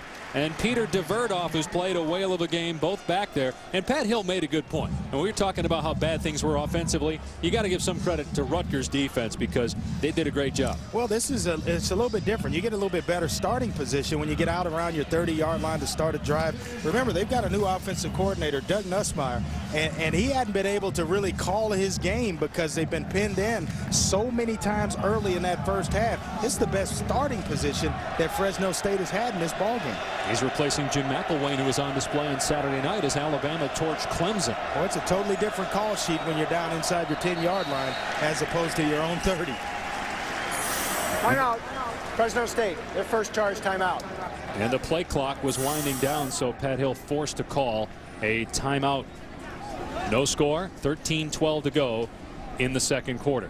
Well, it's time once again for Wear It Out, and today we're going to talk about whether it's better to be someone like Rich Rodriguez. You start out at a Glenville State, you move up the ladder, and you eventually get to a place like Michigan where you've had great success. Or is it better to be a guy like Greg Schiano to make success at a school like Rutgers that hasn't had it? I'm one to believe that you absolutely make the success and you create it. It's better to go in and become, and not just be a spoke in the wheel, so to speak. You can kind of create your own wheel. And people talk about, and they throw Greg Schiano's name around, about Penn State and going to be the next Joe Paterno at Penn State. How about being the next Joe Paterno while you're at Rutgers and build this program and do something where it's the first time in a lot of instances. Even going down to recruiting, when I chose to go to the University of Houston, had a lot of options to go elsewhere, but you want to go somewhere where you can make a difference. And I think Greg Schiano, he could be a difference maker right here at Rutgers University. You have such extremes in college football, guys like Pat Hill and Greg Schiano that have talked about raising their kids in the same environment over the course of time. Then you have guys like Bobby Petrino who take 3 jobs in a matter of 12 months time. Pass near side is caught.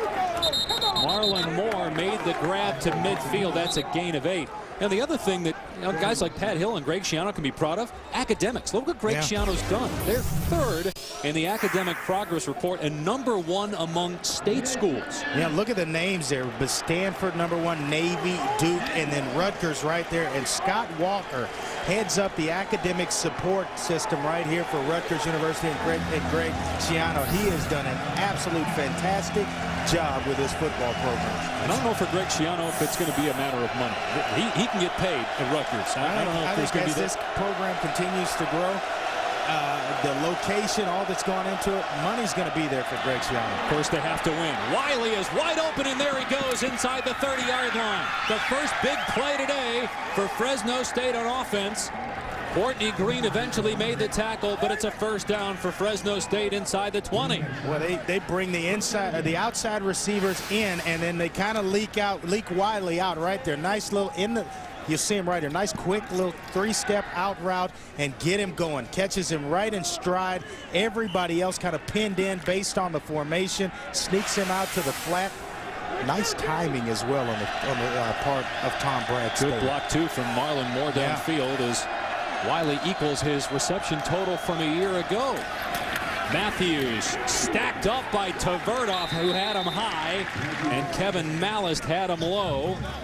So nothing on first down as they try the middle. We said that this was going to be an entirely different second half of football. We got 2 fabulous coaches in Pat Hill and Greg Schiano on their respective sidelines.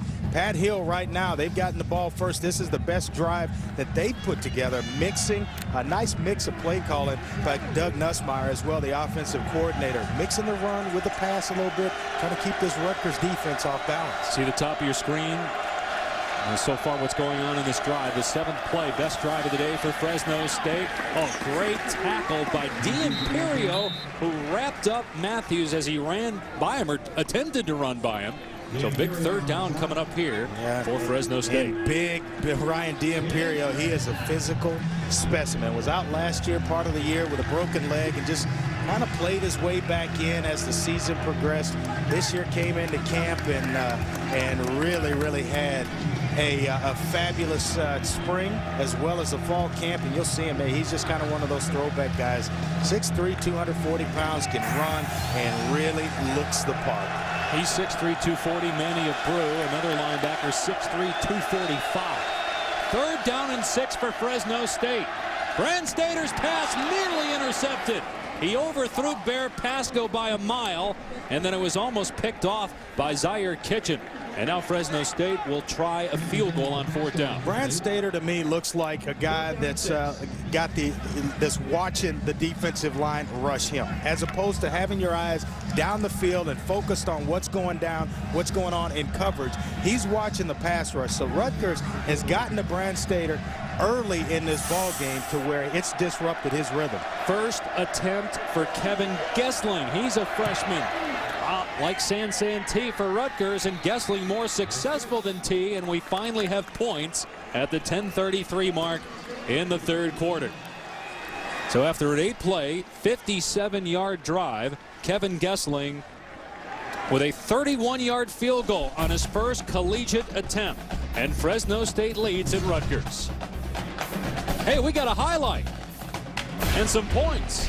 Took 25 minutes.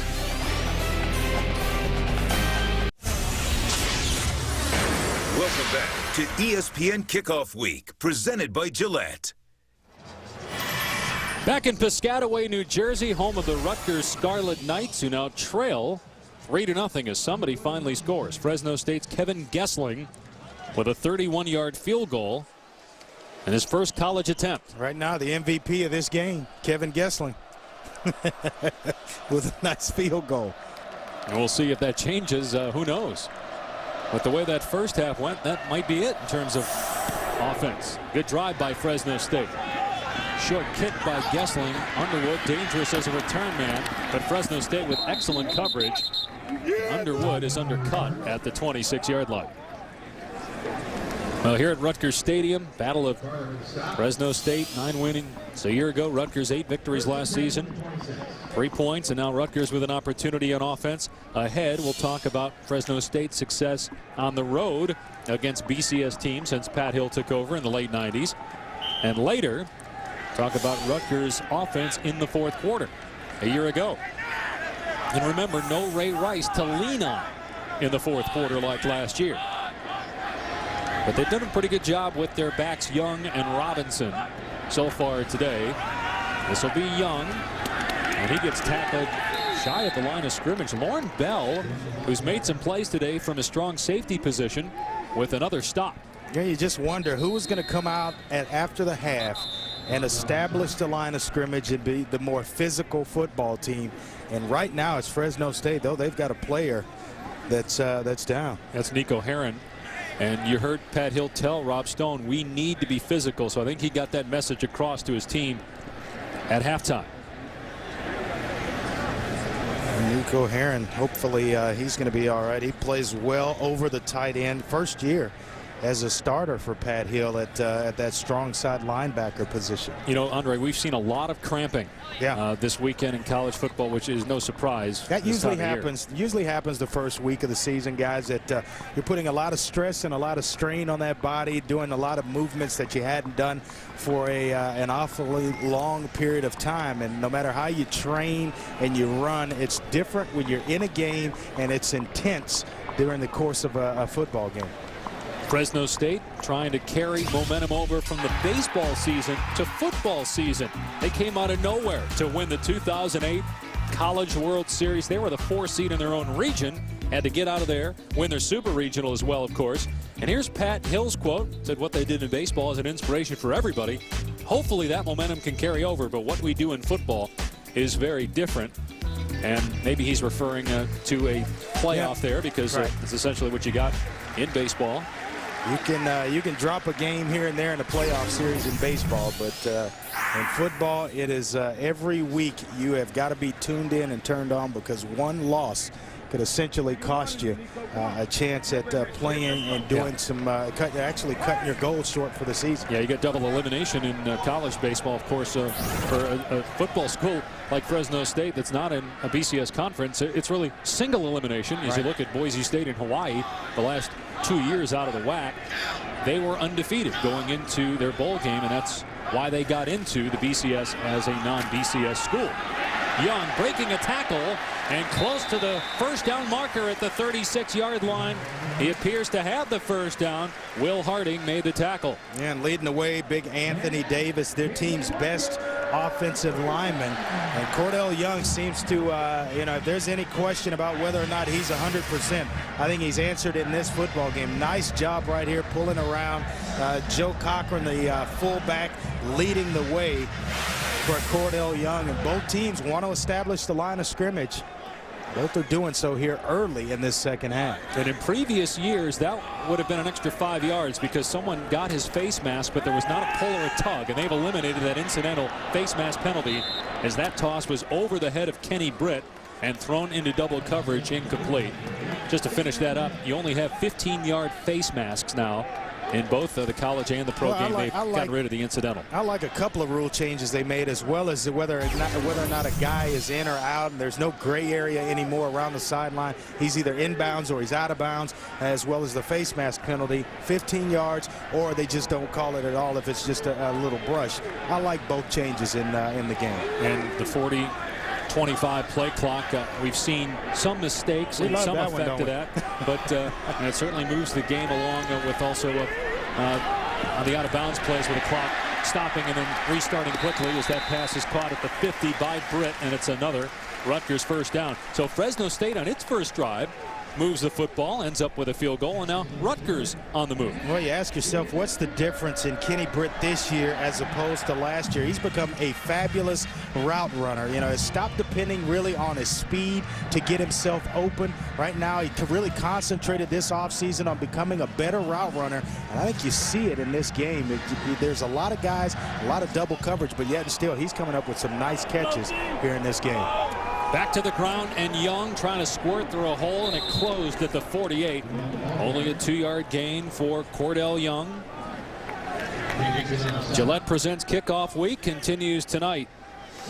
Great game between Tennessee and UCLA, and don't forget next Saturday, Miami and Florida will square off. College football primetime presented by Hampton Hotels at 8 Eastern time on ESPN. And Tim Tebow win the Heisman Trophy a second time.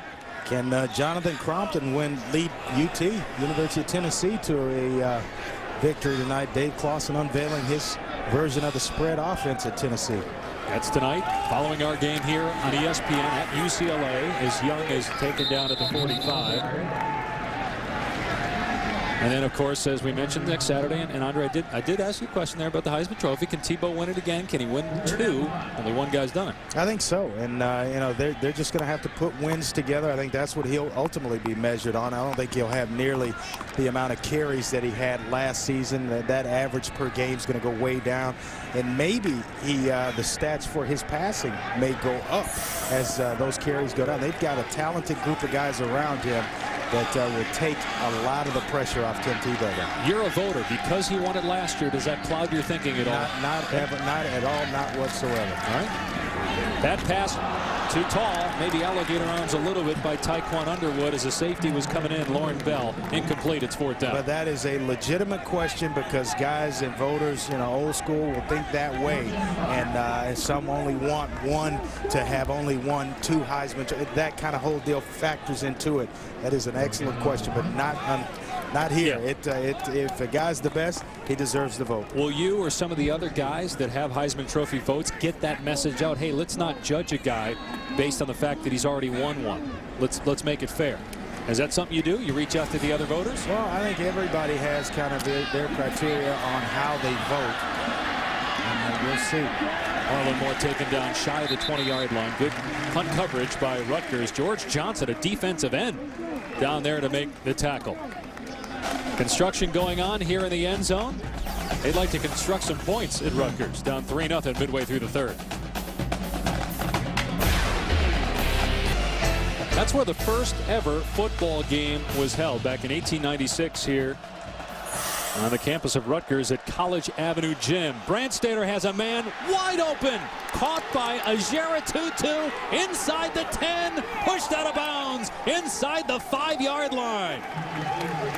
Brandstater airs it out on 1st and 10, and Ajera Tutu got behind the secondary. Boy, this is just taking a shot down the field here. Just come out after a punt, and you're just going to take a shot. Watch Brandstater, his eyes. Watch him go inside, and then now he sees Ajera Tutu wide open down the sideline behind the coverage. Now you just want, as a quarterback, throw that extended handoff. So many times you see guys overthrow or underthrow a receiver. There, he puts it right where he could catch it, and now it's just a sprint to the end zone. They're able to just kind of nudge him out of bounds, but nice job by Tom Brandstater looking off the coverage, allowing his receiver to get behind the secondary. 77-yard pass play to the ground. Matthews to the corner. Touchdown, Fresno State.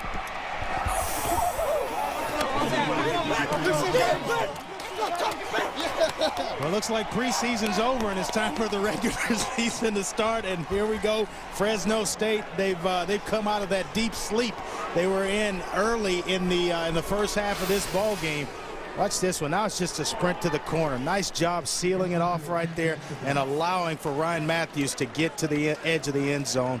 Fresno State now finally got themselves rolling here in the second half. He had 14 touchdowns rushing a year ago. That tied for the national lead among freshmen with O'Shawn Marino and LaShawn McCoy. Extra point good by Gessling, and it is 10-0 Fresno State. So we go a whole half without points, and then in 8 minutes, now we have 10 for Fresno State. This was a quiet crowd to start this game, and now it seems as though they're really, really relaxed. Kind of blown away and surprised at how the Fresno State Bulldogs have come out in the second half. And Brandstater looked a little bit calmer on that throw. Let's check in with Rob Stone. Guys, I spoke with former Fresno State and current ESPN NFL analyst Trent Dilfer about Brandstater the other day, and Dilfer's been in contact with him through the years and told me he's mature beyond his years. He likes how early on Fresno State kind of spoon-fed him the offense, and how now they've made a little bit more multi-dimensional, more of a playmaker. The one thing he'd like to see him improve on is his drop-back passing game. Andre, you know that comes with just allowing your quarterback to do that more than 7 times a game. Now, Todd McShay of ESPN and Scout Sync said Brandstater, he's got that ideal NFL size and arm strength. To move up the board, though, he'd like to see greater mobility, which is something he really worked on extensively this summer, and also like to see continued improvement in limiting his forced throws. Right now, he is the 6th rated senior quarterback, rated as a mid to late round guy, but McShay said this is a guy who could very easily and very quickly move up the NFL draft board. Yeah, if he continues to play well this season, Fresno State has one of those magical seasons that we all talk about, and then he plays well in the all-star games when they come out and do all the measurables and things of that sort. He can shoot right up the board. Well, Tom Brandstater made the point that, 2 years ago, Brian Braun, people were talking about him as a top 5 pick. He actually had a good year statistically last year, but his team doesn't play very well, and he slides, whereas some other guys maybe statistically don't have a better year, but their team does, and they move up. That kick goes into the end zone, and touchback. Rutgers will start at the 20. Well, that's certainly a big play for Brandstater and Fresno State. Now 10-0 over Rutgers, and it's Mr. Teal's turn. We'll see what Rutgers can do here. Down 10-0. Your thoughts on Fresno State and what you've seen here in the first 8 minutes, and obviously Pat Hill and his speech about being more physical, that's had an impact. I think coaches earn their money when they go into halftime and how you make the necessary adjustments coming out of halftime and out of the locker room. And Pat Hill, he went in and he said something. Maybe we could be a fly on the wall in there, but he said something at halftime that absolutely got his team fired up, and they look like a different football team here in the second half. See if Rutgers can do something on offense. First down from the 20. Here's Young, and off. He doesn't trip. He's got at least the first down. He stumbles to the 24-yard line. How many times have we watched Rutgers, and they've got another injured player down, but just a fingertip away from having big plays. We saw the play outside wide to Kenny Britton, and there with Cordell Young almost popping a long run. It's just been so close, but yet it hasn't happened for the Scarlet Knights. That's the left tackle, Anthony Davis. It was Ben Jacobs that tripped up Cordell Young and kept him from getting a big play. Well, we want to remind everybody, of course, of what's going on in the Gulf Coast, and the good news is that Hurricane Gustav has been downgraded to a Category 1 hurricane. It hit New Orleans earlier this morning. 17% of Louisiana is without power, and thankfully in preparation, a lot of folks were able to get out of town, and some decided to try to tough it out and stay in New Orleans, and you certainly hope that everybody's okay. I think one of the, as well, the levees were able to hold in this instance, and so you know, that's as well a good thing to kind of limit the flooding and limit the amount of water that that city was going to take on. You know, Andre, I was down there in Plaquemines Parish a few years ago on some of the cleanup after Hurricane Katrina, and the thing that shocked me most was the fact that the levees, not necessarily in New Orleans, but in the surrounding areas where not a lot of people talk about. Everybody's talking about the city, but all these folks that live in the surrounding areas, the levees were not very high, and supposedly did a much better job of preparing those levees for this hurricane, and perhaps that will reduce the casualties and the damage this time around. Fantastic, it's good to hear, and that's news that the storm continues to kind of downgrade itself, and the severity of what it could cause will just be lessened along the way.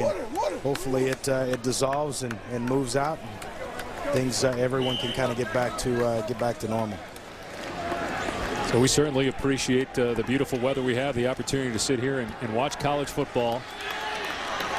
And Fresno State has come alive here in the first 8 minutes or so of this third quarter. Now Greg Schiano hoping that Rutgers will come alive offensively. A blitz, and that forces Teal to throw it away. And so Fresno State puts Rutgers in a 3rd and 5. It was Sean Plummer who was in the backfield, forced that early toss by Teal. Well, he came from the outside, and you're going to see him come from the outside, but right up the gut.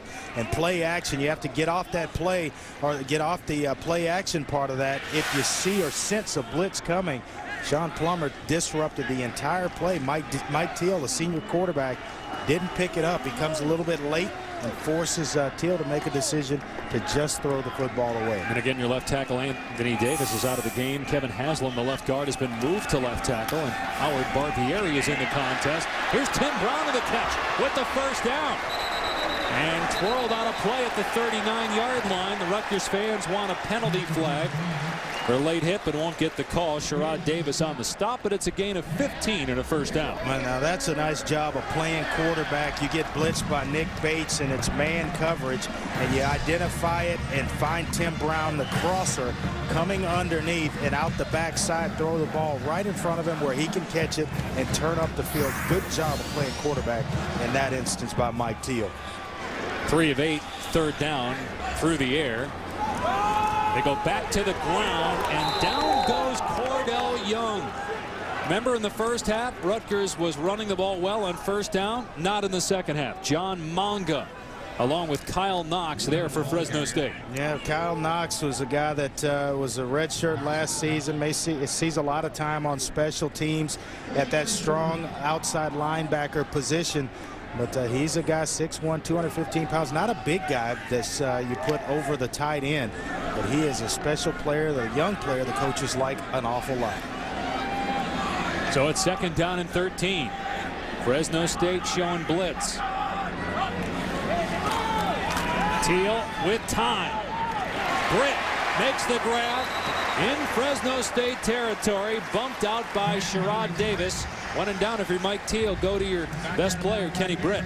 Well, what you like about this one with Kenny Britt is the ability to catch the ball away from his body. That gives you a chance to be successful as a wide receiver. But watch the route right here. You see Teal and a nice little hint and in rhythm throwing the football. But watch right there, catching the football with your hands out away from your body as opposed to letting it get in, bouncing off the shoulder pads, or an opportunity for a defensive back to come in and get his hands on the football. 62 catches a year ago, led the Big East in receiving yards. Young with the cutback, spilled at the 44. He got about 4. John Manga, the first to greet Young. A little bit better there on first down after the 2 previous first down running plays were stops. And how about that here, Andre? We got to get you suited up with one of those. Yeah, I guess that's real. Not in my best day could I grow it that long, my friend. Look at it. It looks like he could take off and fly right out of the helmet. Is that natural coloring, or does he get that done somewhere? Well, man, dreadlocks or dreadful locks is what that one should be called. It's funny. He's a guy that had 6.5 sacks last year. Pretty good player. What a do. That's a lot of pressure on a quarterback for a defensive tackle getting 6.5 sacks. 2nd and 6. Young up the middle. That hole closes quickly. It looked like it was there. Still got 3, but Chris Carter making his first start, replacing WAC Defensive Player of the Year Marcus Riley. sticking his nose in there to make a play. You know, it's taken a while. You talk about rhythm of the quarterback and the rhythm of an offense kind of getting itself going. Well, play calling is kind of the same in itself with when you talk about offensive coordinators. John McNulty, the offensive coordinator for Rutgers, finally getting himself going. This is a good job in this drive of calling plays, as well as Doug Nussmeier for Fresno State got himself going the last drive. You get in the rhythm of calling plays as well, just like playing the position of quarterback. Teal to throw on first down. That pass behind Britt, almost picked off, but a penalty flag comes in. A.J. Jefferson going to get called for interference. So do you think the offensive coordinators might have been a little nervous going into the game? First time calling plays? I think especially if you're talking about Fresno State. Pass interference on the defense, number 28. That's a spot foul, automatic, first down. Doug Nussmeier, in his case, you know, when you start drives inside the 10-yard line, it's tough to put together a play sheet for getting out of there. Basically, you're just trying to protect the football and not allow for a turnover and a quick score by the opposing team. And then when you talk about John McNulty, they've driven the ball down. They just hadn't been able to come up in short yardage situations. Fresno State has been just a little bit tougher in that part of the game. Doug Nussmeier spent the last 2 years coaching Mark Bulger and the St. Louis Ram quarterbacks. He's a former player in the NFL at the quarterback position. First down at the 39-yard line. Young hammered in the backfield. Oh, boy. Kyle Knox. Forget the Dallas Cowboys. That's hard knocks right there.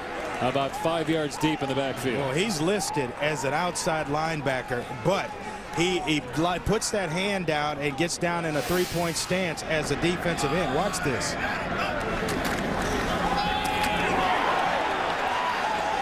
Well, that's a big kiss right there, Dave. Bill Raftery would be impressed. 2nd and 14 after that 4-yard loss. And again, the first down run defense for Fresno State much better this quarter than it was in the first half.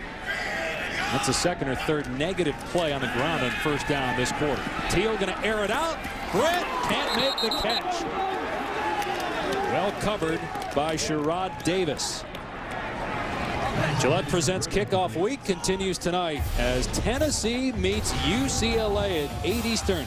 College football primetime presented by Jack Links. Part of college football, College Kickoff Week presented by Gillette on ESPN tonight. Who do you like tonight, Andre, in that game? I got to go with Tennessee. There's just too many question marks at the quarterback position for UCLA. And if they can get some consistent quarterback play, then I think, you know, with it being a home team or a home game for them, they can keep it close. But a lot of talent at Tennessee. Here's Teal on 3rd down and 15. It's a screen pass.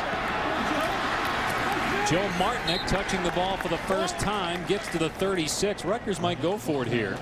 4th down at about 7. I'm not sure they have a choice but to go for it. I think in that instance they're just trying to pick up a big chunk of it and get 4th down about as close as to the marker as they could get. With Sansantee, he's a guy right now playing with very little confidence as a kicker. That's Nick Bates, backup linebacker, who's shaken up. You know, the other option might be, you might do this if you had a veteran punter, is to try to pin him deep. Because it is 4th down and 7. But they're not going to kick a field goal. They're going for it, and we come back.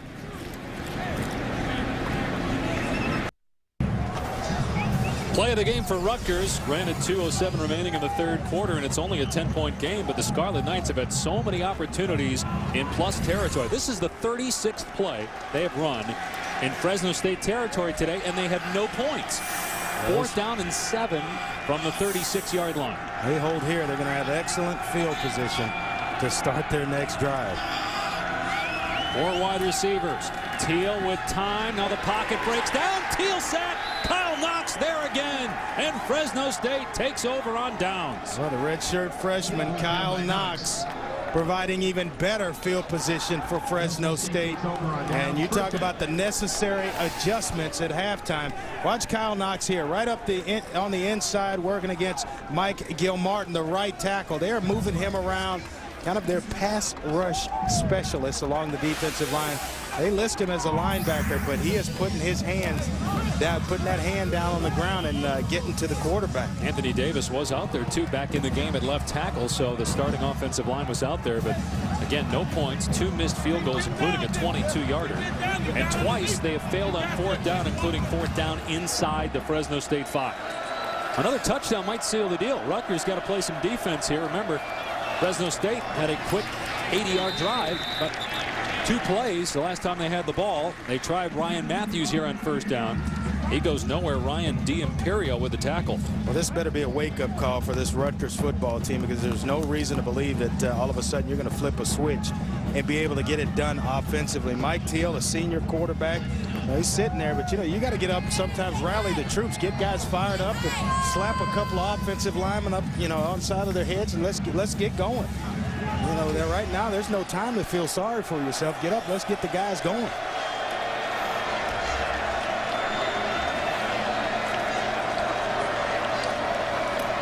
Grand Stater on 2nd down, through the hands of Marlon Moore, incomplete. Looked like the pass was there, and now it's 3rd down and 9, an opportunity for Rutgers to make a stop and get it back. Well, Andre was talking about Rutgers' attitude on the sideline. Rob Stone, what do you have? Attitude is pretty much non-existent. Looks like they're posing for a team picture right now, the offense. And Greg Schiano, he's all about his defense, and if it's really important, he'll come over and address the offense, and he is not deeming it important enough to get at him right now. But no players stepping up, no coaches barking and yelling on the Rutgers offensive sideline right now. Well, maybe the defense will get the offense inspired if they can come up with a stop on 3rd and 9. Brandstater getting away from a couple players, but Tverdov eats him alive at the 43-yard line. A loss of about 5 on the play, and Fresno State will have to punt. Tverdov is playing a great game today. No doubt about it. We talked about a guy with a high motor, high energy type player, a senior defensive tackle for Rutgers. Pete Tverdov, he's fired up. He'll hit a couple of guys on the side of their helmets to get them going. Now, whenever there's a lull, I think it's the quarterback's responsibility. When you come off the field, you got to get guys, they believe in you. You're the leader of the football team. You got to get them going. Punt nearly blocked. Taken at the 17-yard line by Campbell. Gets a block, but a penalty flag down. Campbell might go. Again, 2 penalty flags are down. Campbell inside the 20 to the 10. And Campbell is in. Touchdown, Rutgers. Will it stand up? I don't think so. Penalty flags back at the 28-yard line. I think it's going to be a block in the back, and this one's going to come all the way back. And that was the block that sprung Campbell. Would have been an 82-yard punt return for a touchdown, and exactly what Rutgers needed to close out the quarter. During the return, lock in the back on the receiving team. Number 38. From the spot of the foul. 1st down. Watch it right on the middle of your screen. You're going to see it right about there. There's one, and there's another one. There's actually 2 that occurred, and that's why 2 flags come out at a little bit different times, but this one's going to come right back. Rutgers thought maybe they'd gotten themselves back in this ball game. Right here, here's where it is obvious. Right there's one, which is close. That's close.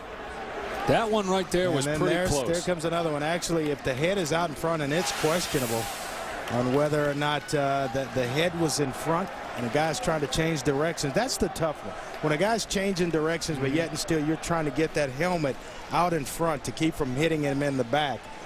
Wow, that one was very close. We'll have 1 untimed down because it was a penalty with no time on the clock on the return. So 1 more down before we go to the 4th quarter. And Rob was talking about the bench and just how there was no emotion. I mean, that's the type of play that obviously gets you excited. Now it's almost, you're more deflated than you were before because you have a mental error on a penalty. Well, you're a senior quarterback on this football team. They're looking to you for leadership, especially in a game like this one. It's been tough all day long. You got to do something to pick this football team up.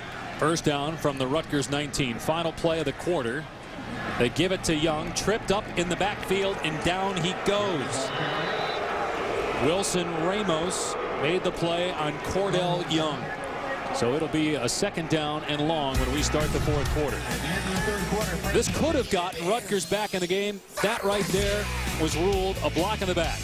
It negates an 82-yard punt return for a touchdown, and it remains 10-0 Fresno State.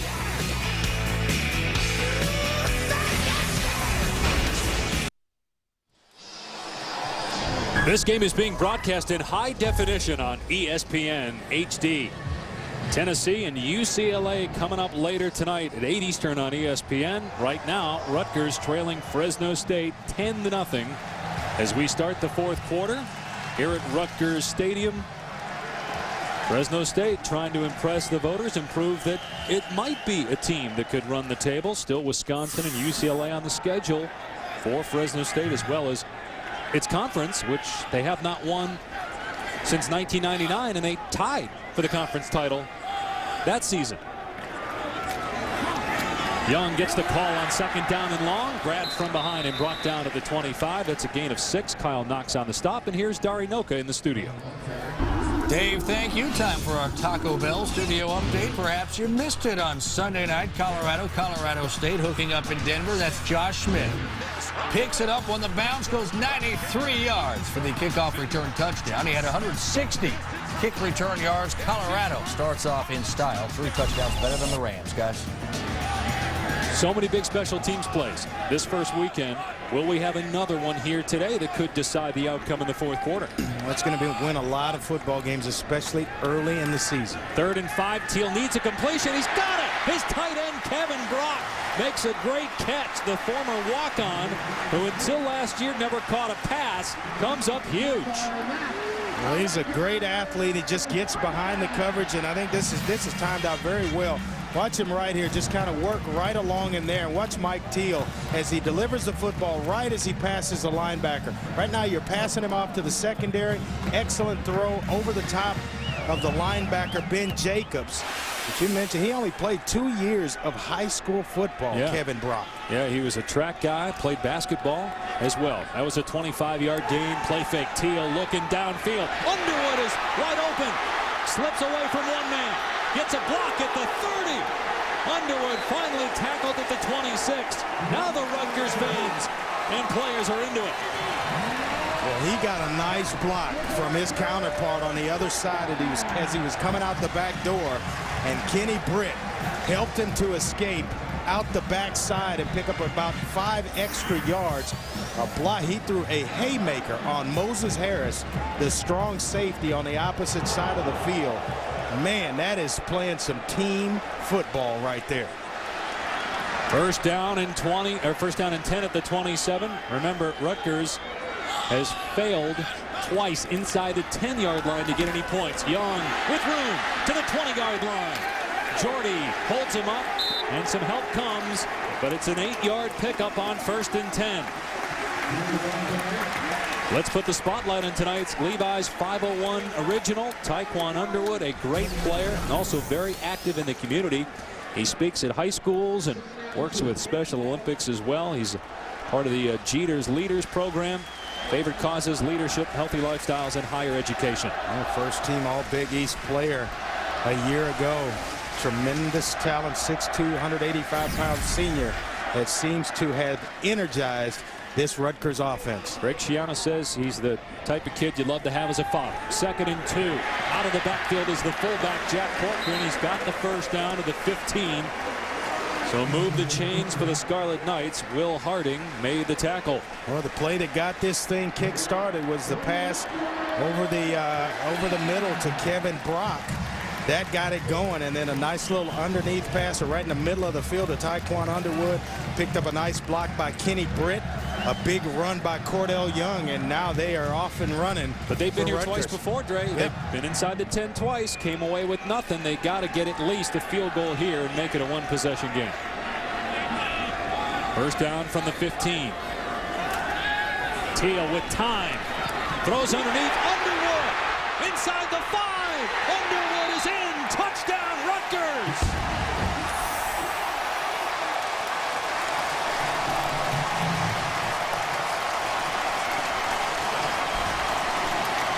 That'll only improve his stock in the community. Tyquan Underwood.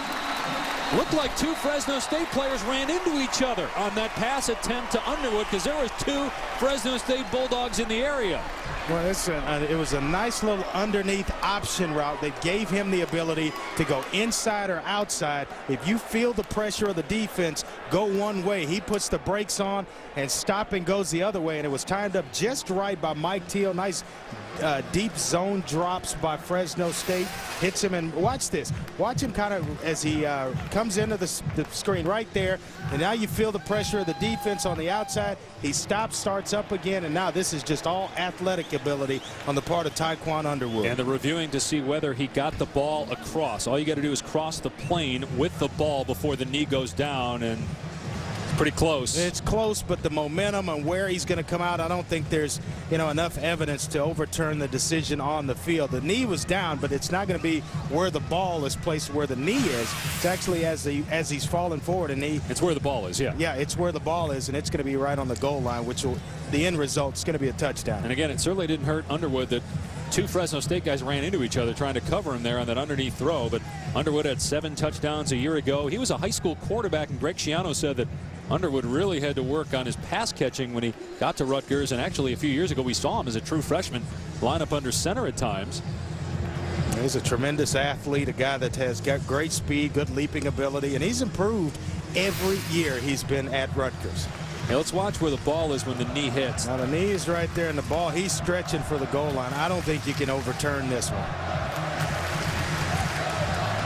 It's got to be. After review, the player was short. The ball will be placed on the 4-inch line.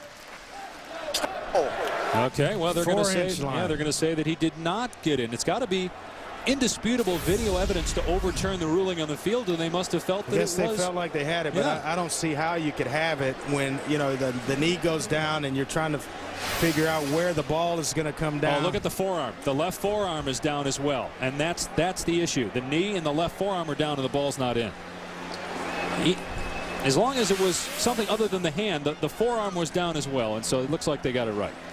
Well, we know who's won these battles when they get down in short yardage and goal line type of situations. It's been Fresno State all day long. Here's Young, and he's not going to get in. Right on cue, Andre. Fresno State again coming up big right on the goal line. It'll bring up 2nd down and goal. Well, they miss R² right now. Ray Rice. Yeah. In this situation, a guy that's low center of gravity, powerful runner, is great in goal line and short yardage situations. Cordell Young, you're asking him to do a lot. He's only 5'9", 185 pounds. Well, bring in Mason Robinson. He only weighs 195 pounds more than Young. Here's Young, and this time he'll get in. Touchdown, Rutgers. Cordell Young, who only carried it 18 times a year ago after tearing his ACL in the 3rd game, gets the touchdown. Greg Schiano going back to the Rutgers locker room. Don't know what that's about, but a touchdown for Young, and now San Santee, who already missed what would amount to essentially an extra point on a 22-yard field goal try. See if he could do something to get his confidence going.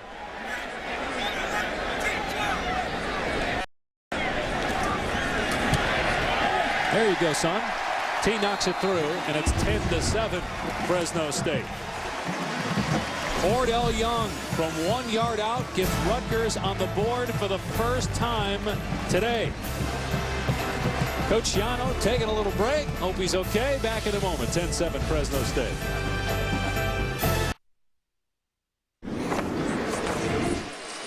Greg Schiano going back to the locker room right as Cordell Young crosses the goal line. And he wasn't there for long.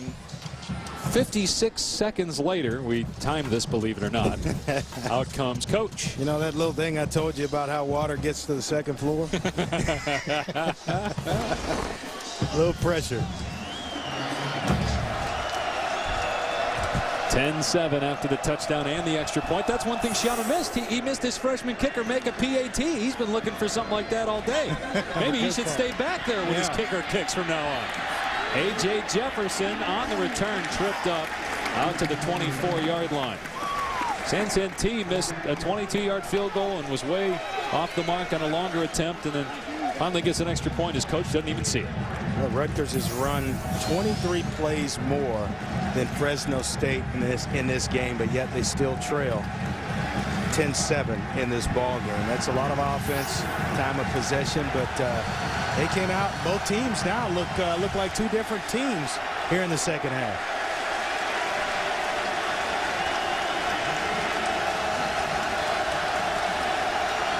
Rutgers Stadium sold out every home game for the second straight year. Scarlet Knights trying to win their opener. Fresno State trying to get one 3,000 miles away from home. Brandstater's throw is on the money. Going down to get it is Geratutu after a gain of 6. Devin McCourty made the tackle. We are a long way from the Valley. That's what the V stands for in the back of the Fresno State helmets. A 3,000-mile trip. They'll head back tonight with a stop in Wichita to gas up and head home. And they'll be playing Wisconsin out at their place in 2 weeks. That'll be fun to watch, especially if Fresno State wins here. Also UCLA on the schedule. And then conference play, but they're 1-6 under Pat Hill against Boise State. So keep that in mind as Miller bursts through a wide open gap. Breaks a couple tackles and eventually pulled down in Rutgers territory at the 47. That'll quiet the crowd. And it'll kind of you want to go down if you're the offense and you just had points put on you. Now you want to go down and match points with points. Look at that block by Kenny Avon, the right tackle. Just kind of takes his man, takes him clear out of the picture, and allowing for Miller to really hit it on the run. Didn't have to stop, didn't have to chop his footwork down, nothing. Just hits it in full stride. Great kick out block too by Bear Pasco and the linebacker Manny Abreu, and gain at 23, and it's first down at the 46-yard line. Little play action. Brandstater being chased, throws back across his body, and it's incomplete, intended for Isaac Kinter. So it'll bring up second down and 10. Well, Kinter almost made a nice grab for Brandstater, who's actually got something going on in the pass game. He looks like he's throwing with a lot more confidence here in the second half. Well, you mentioned that Fresno State has Wisconsin on the 13th. And goes to UCLA on September 27th. That game against Wisconsin's on ESPN2, and the game against UCLA on ABC. And remember, they have never won an outright WAC title under Pat Hill. They only tied for the conference title once. And if you don't win your conference, even if you win the rest of your games out of conference, you're not going to a BCS game. He couldn't have said it better. Pat Hill, he just said, hey, we hadn't been as good as Boise State and Hawaii in the last couple of years. Ryan Matthews. Again, a huge hole down the middle of the field, and Matthews is inside the 20. Devin McCourty on the tackle, and Greg Schiano trying to keep his defense energized. They've been on the field a lot here tonight, and they've done a good job, but Fresno State moving the ball now. Well, you mentioned the first the schedule for Fresno State. As they come back, they'll be at home against Wisconsin, but don't skip over my man with the whistle there. Tom Amstutz, at Toledo. That won't be an easy trip for Fresno State either. First down from the 19 in Rutgers territory. Matthews stood up as Rutgers got good penetration. Pete Tverdoff, who's really been good tonight, makes another play. No gain there for Ryan Matthews. We've got great push up front by the offensive line here in the second half for Fresno State. Tverdoff on that play, he's able to keep his pad level down, get some good penetration, and disrupt things. Actually back in the backfield when the handoff was given, but he's had himself one heck of a football game. Laying it on the line, that senior leadership, you cannot put a gauge on that. He's got 5 tackles, 1 for a loss, also a sack and a batted pass. Second down and 10. Play action. Brandstater has Bear Pasco. He'll come up short of the first down marker as Jason McCourty tackles him, and now a penalty flag flies in. So a late hit by Marlon Moore of Fresno State. We'll see if he gets penalized. He was the one that shoved the Rutgers player to the ground. We'll see if that was in retaliation. Dead ball. Personal foul on the offense. Number 5. 15-yard penalty. How do you do that? Remains second. And if you're Marlon Moore, how do you commit that kind of a penalty? Just kind of letting your emotions get away from you right there. The play's over. Actually, helmet in the back, and he's catches Manny Abreu right in the back. Receiver, he's been popped a time or two in this game that we didn't see, and he's trying to get one back on Abreu. That's not the right time. Nope. Now you're back out of the 22-yard line, and remember, it's third down. That was a dead ball foul, so it is third down. Makes that field goal attempt a little bit longer for Gessling. It'd be about a 45-yarder from here. Gessling had never kicked in a college game before today, and he did make a 31-yard attempt. Third down and 18 for Fresno State.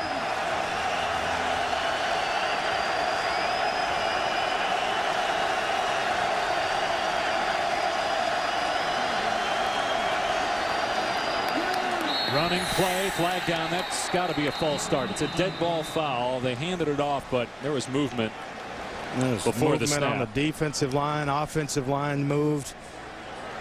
Prior to the snap, false start. Yep. On the offense, number 73, 5-yard penalty, still third down. Well, now it's getting even longer by the snap. So you go to third and 23. I mean, would you have run that ball there? That's what they were planning on doing. Do you run it here now? Well, I think he's actually at that point. You know, there aren't a whole lot of plays in that playbook to convert third and 18, and that just kind of means that you've messed up first and second down. And then the penalty to go along with it to get you where you are right now. This is tough. Well, it'd be about a 50-yard attempt from here. Fifth penalty on Fresno State. Brandstater going to go downfield, man there! What a catch inside the 5 by Ajera Tutu. Down at the 2-yard line. Boy, Ajera Tutu has great leaping ability. He's 6'3" and a big receiver at 210 pounds. Junior out of El Dorado Hills, California. But he gets a nice outside release, but nothing on him. Jason McCourty, you've got to at least get a bump on him, and he gets to the safety, Jair Kitchen, and nobody touches him. He's got a free release. He runs by the corner. He gets behind the safety, and he gets to the safety so fast because there was no hand. He didn't get any hands or any push on him at the line of scrimmage in 2-deep coverage by the corner. They are reviewing that to see whether Ajera Tutu caught it. That's a 31-yard pickup on third down and 23. Did Ajera Tutu catch it, and was he in bounds? Those are the two questions we'll try to answer here. Let's look. Well, it's a nice job of concentrating. I think that is a catch right there. And we're going to move the chains, and they're going to be set up first and goal to go inside the 5-yard line. But that's a nice job of concentrating. I can't believe that the corner to that side, a senior corner, Jason McCourty, does not get any hands on a receiver to slow him down. And if you get a fast receiver out there with that kind of size, he's going to eat up ground and get to the safety, and he's so far inside, there's no way to make a play over the top as a safety in 2-deep coverage. And, you know, that just kills Greg Schiano. You got him third down and 23. They just After committed. review, the call stands as ruled. First down. They just committed a silly penalty. Yeah. And then they have a false start. It's third down and 23. You got them backed up. They're not going to be able to make a field goal from there, and you give up a 31-yard pass play, and now it's first down and goal at the 1. That will drive a defensive-minded head coach crazy, as well as a defensive coordinator. When your team gets to third down and long, or third and anything, and you cannot get yourself off the field. They stack them behind Brandstater on first down and goal. The deep man is Ryan Matthews. Matthews gets it up over the top. Didn't get in. Ryan D'Imperio made the play from his middle linebacker spot. It'll bring up second and goal.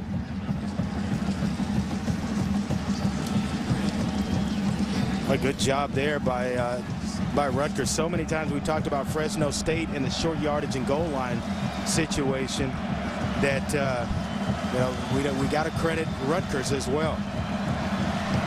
Second and goal at the 1. If Rutgers can hold Fresno State to a field goal, it would remain a one-possession game. Not going to happen. Touchdown, Fresno State, Ryan Matthews, but there is a penalty flag down at the 2. Anthony Harding with the block for Ryan Matthews, but again a penalty marker at the line of scrimmage. On the play, Rutgers was offside. The penalty is declined. Touchdown is good. Ryan Matthews, second touchdown today. He had 14 a year ago as a freshman, and Fresno State leads by 9. He's ahead of schedule, ahead of last year's pace. And how about the job by Fresno State's offense after Rutgers gets momentum back? A good drive by the Knights, and the Bulldogs come right back down and score.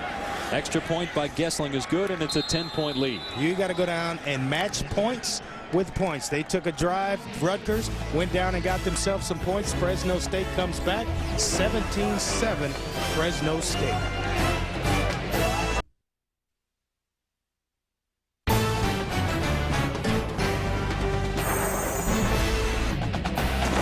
ESPN's College Football is presented by Cars.com, where confidence comes standard. And in part by Gillette. Visit GilletteGameFace.com for a chance to win huge prizes all season long. That's the Johnson Hall on campus, named after the family of Johnson & Johnson, which is headquartered nearby in New Brunswick. 9-play, 77-yard drive with 3 plays of 20 yards or more, including the 31-yard pass play on 3rd down and 23 that set up the touchdown run by Ryan Matthews. 10-point game, 6:46 remaining. Underwood waiting for the Gessling kick at the 8-yard line.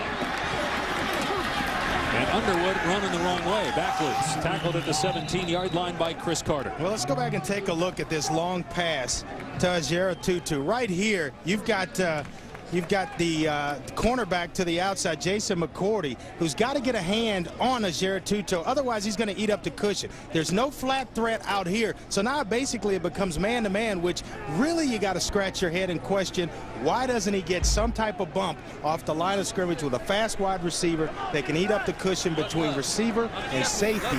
There's no angle with a fast guy like that. The safety is out of the picture. If it's thrown on time, which it was from Brandstater, nice pass, but I'm questioning why don't you get any hands on the receiver. Remember, he also had a 77-yard catch earlier in the game, and Fresno State still physical on defense. Underwood tattooed by Moses Harris and Damian Owens. Minimal gain there.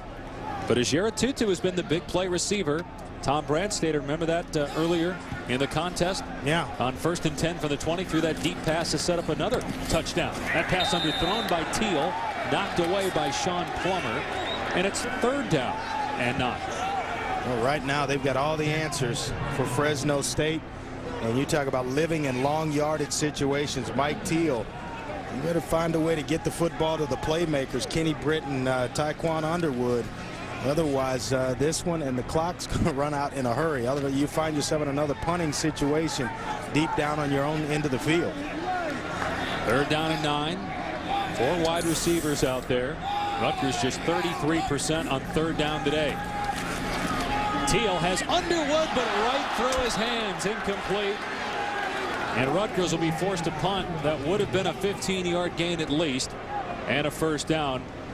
Instead, Rutgers going to have to kick it away. Boy, sometimes quarterbacks, when they've got guys wide open, that's the toughest throw in the world to make. And for a receiver, when you're that wide open, nobody around you, that's the toughest catch to make, because you're looking to put it away and start running. You start running before you actually have the football, and the result is the ball's on the ground. Fresno State, their second charge timeout. Fresno State calls a timeout. College football action kicks off on ESPN Saturday night in the Sunshine State. It's Miami and Florida. College football primetime presented by Hampton Hotels on ESPN Saturday at 8 Eastern time. Florida coming off a great year. Tim Tebow, of course, winning the Heisman Trophy. Many think Miami will be better after a very disappointing season. Hurricanes do have some weapons back. Lost some people on defense like Calais Campbell, but the ACC right now, it's anybody's guess. Well, who the best team in that league is after what happened to Clemson the other night. The reason why I'm thinking that game's a lot lot better than people give it reason or give it credit. Miami's a fast football team. You have issued a challenge saying that, Florida's going to come in and do A, B, C, and D. I think Randy Shannon will have the Hurricanes ready to play. Percy Harvin expected to play for Florida in that game with Miami. Delegano to punt it away. Marlon Moore waiting for it. Good kick, backing Moore up. He'll field it at the 30. Breaks a tackle and then steps out of bounds after a decent return at the 45-yard line. Well, if you're Rutgers right now, and Greg Schiano, you need a stop. You need the football. You need to create some type of turnover, get disruptive defensively, go after Tom Brandstater. And if he's going to drop back to pass, but you know they're going to run the football. They want to eat up some clock here. You know, Andre, you and I love working with Aaron Andrews, and we love working with Rob Stone as well. But apparently people here in New Jersey weren't that thrilled about the fact that Aaron was not working this game. You see the headline there on NJ.com, Rob Stone to replace Aaron Andrews. This was big news, folks, here in New Jersey. And Stoner got egged on the way here. No, just kidding. But there are a lot of people. Look, you see some comments there as the screen rolls there on the internet. People chiming in with their thoughts on Rob Stone. Ryan Matthews almost broke free from Courtney Green, tackled after a gain of 8. Stoner, are they treating you well down there? It's all right. You know, I wish I could say this was an isolated incident, but clearly this has been going on for too long, and Aaron's tired of it, and frankly, I'm tired of it. So we got this letter from the office of Aaron Jill Andrews, and I'm going to read it to you guys. Can I read it to you now? Yeah. Yeah, let's do it right now. All right. This is from Aaron Jill Andrews today. A letter to New Jersey. I share your sorrow and grief that I am not with you today. Rob Stone does a fine job of covering MLS kickball and dart throwing, but how he got this assignment should require a federal investigation. Although Rob spends as much time on his hair as I do, that's just a cheap shot, and his reckless sideline antics amuse his family and friends, very true, the blogs have spoken, and clearly the network has let you down. At any rate, I love you all and look forward to seeing New Jersey again soon. Have fun with Rob. If he seems stiff and all celebrity aloof, just yell, "Hambone!" and he'll probably buy everyone drinks after the game. Sincerely, Aaron. P.S. Remember, never wear white after Labor Day. That's good stuff. That is there. good stuff, my man. Well, we know you're appreciated when you work with Spielman and McDonough. Maybe not as much on this crew, but yeah. Oh boy. And that was a similar reaction to when they found out that Rob Stone was reporting, as well as watching Rutgers offensively. They're yawning. He just got word that Aaron wasn't here. No.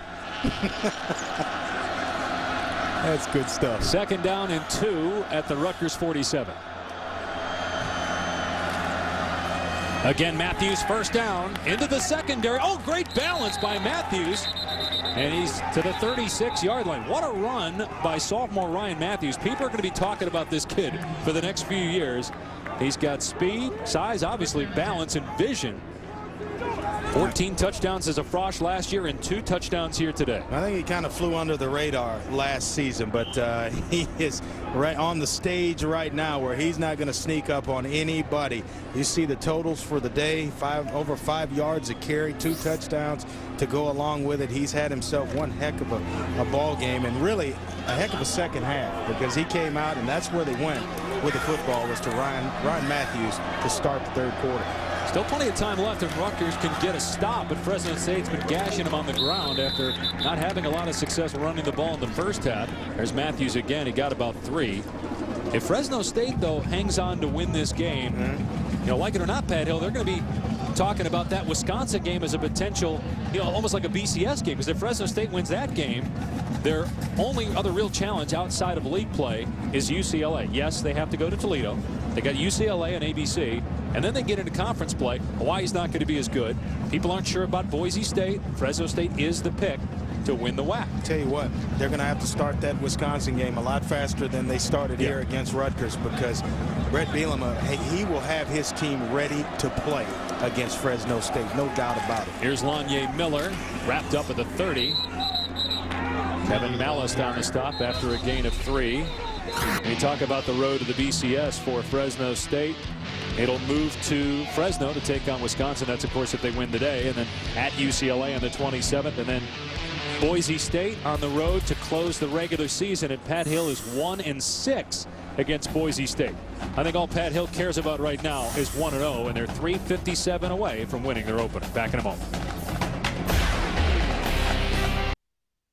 So much anticipation for the season opener here at Rutgers, but a disappointing Labor Day for Scarlet Knight fans. Well, the youngsters, he's making a team switch already. He's already got the Texas Longhorn hat on.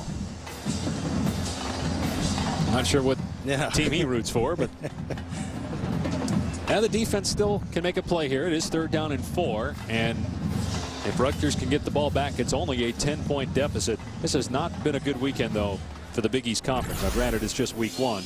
As you see the rushing totals in the second half for Fresno State compared to Rutgers, but yet Syracuse losing to Northwestern, Pittsburgh at home to Bowling Green, and Louisville at home to Kentucky by an average of 18 points. And here is Rutgers down by 10. And every non-BCS conference had a winner this weekend. That's the first time that's ever happened, and the WAC might get 2. When I say winner, that means against a BCS school. Non-BCS conference beating a BCS conference. And it looks like the WAC, if things continue this way, going to have a second one. See what happens on 3rd and 4. Matthews got the first down and more. The burst to the outside. Breaks tackles inside the 5. And finally tackled shy of the end zone by Jason McCourty. Boy, Matthews showing us something there that we didn't see all day, and that's the burst of speed. We saw him run with power and be physical inside, but watch the speed here, stretching it out, and now there's the gear.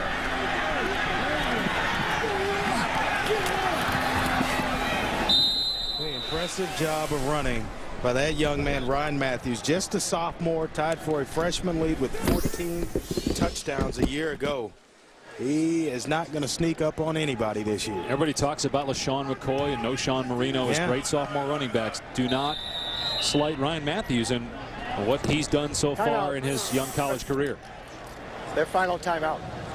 We were talking about how the Big East has had a bad weekend, but last year West Virginia had a great year, lost to Pittsburgh. Cincinnati won 10 games. A lot of people think South Florida this year might only lose 1 or 2 games. And it was a down year for Louisville, and Pittsburgh with that big win at West Virginia. But man, how do you lose to Bowling Green at home? Granted, Bowling Green was in a bowl game last year, but that's at Pitt. You can't lose that game, especially when a lot of people are picking you to win the conference. Well, you're talking about 8 teams and 6 of them bowl eligible. That's not bad for a conference top to bottom. They've just about had enough here at Rutgers, starting to head for the hills. Certainly the Big East, as we mentioned, not a good weekend. The Big Ten did not have a very good weekend either, with Michigan losing at home to Utah. Michigan State at Cal, it's a tough place to play and get a win on the road when you travel cross country. Fresno State able to do that today if it hangs on to win. Illinois losing to Missouri, but right now the SEC, and we say this every year, but it almost seems like the gap gets wider every year between the SEC and everybody else. The only conference you can really throw in there, the Big 12, when you have Oklahoma, you've got Missouri that looked good against Illinois the other night, and a couple of others, but Texas looked good in their opening game the other night. But everybody else, it is a tough. There's a wider gap than even a year ago. I mean, some think the best team in the country is USC, and that's the Pac-10. But after that, you've got Oregon. How good is Oregon this year? Arizona, are they going to have a big season in Arizona State? Arizona State as well, yeah. Schedule not as favorable for them as it was last year. They got Georgia at home. They run Matthews, who's down short of the goal line by Manny Abreu on 1st down and goal. But this almost helps Fresno State here because the clock is running, and Rutgers had to call a timeout there. Boy, he has been dynamic in the second half of this ball game. Big run after big run. They decided to get physical and turn the game over to Ryan Matthews. And a nice touchdown run there, then a big scamper to go along with it. He's showing you the tough running. He's showing you the speed there, the agility. I think he has the entire package, Dave. Well, you look at him. He's 5'11", 215. We've seen the balance and the vision, averaging 6 yards a pop today. He rushed for just under 900 yards last year, and he missed 2 games due to injury. 136 on 28 carries. that's getting it done. Rarely, you know, so many times they say, oh, the day's gone when a guy can carry the ball 25, 30 times. I think he's dispelling that. And he's wearing a retired jersey. Dale Messer wore 21, and that number was retired at Fresno State, but letting Ryan Matthews wear it. They've got some other good young players. They've got Ebon Feathers, who is a highly recruited quarterback who's on the roster. But David Carr's brother, Derek, has verbally committed to attend Fresno State. Second down and goal at the 1. They'll give it to Matthews again. Matthews with his 3rd touchdown for Fresno State. The speed to get to the edge, and it is dead silent in this stadium. Greg Schiano is going to have to pick his team up. He'll have an off week before getting right back to business, but you know, you'll see a lot of improvement from the first game to the second one. Coaches talk about that all the time. He'll have an extra week to get these guys ready. They'll know exactly where they came up short in this one. First game in the post-Ray Rice era, and only 7 points to show for it. They were inside the 10 a couple times, went for it on 4th down in the first quarter, did not get it, and then a missed field goal. And right now they trail by 17. Let's check in with Rob Stone down on the field. Well, guys, Fresno State getting fired up for the Wisconsin game. 12 days away. They're already getting these T-shirts out that they're going to sell. Real California football, a reference to what is it? What's the cheese slogan? Real cheese or something like that? Yeah. The state of California actually produces more cheese and dairy products than the state of Wisconsin. So a little smack talk from the Valley against Wisconsin there. The first time a Big Ten team has traveled to Fresno. Impressive. A good job by Wisconsin, guys, I think, too, for accepting that game. A lot of Big Ten programs would not go to the Valley. Oh, you're right. And we saw P.J. Hill yesterday have a good game for Wisconsin, beating Akron and Madison. And that game, Fresno State, Wisconsin, will be on ESPN2. It'll be a late game. Look forward to watching that one. Boy, on the 13th, there's some good games on the family really of networks. You got USC, Ohio State. Fresno State, Wisconsin. It's going to be a good one. A lot of people think Utah, after beating Michigan and BYU, are 2 BCS bust potentials. Certainly got to put Fresno State in the mix, but a long way to go. It's one game, and you know, you look historically at Fresno State. You know, they've lost more than one game every year they've been in the WAC, and you still got to take business in your conference. They hadn't won an outright MAC title. They've tied for it a couple of times, I think 92, 93, and then another year 3 times, but they have not won it outright.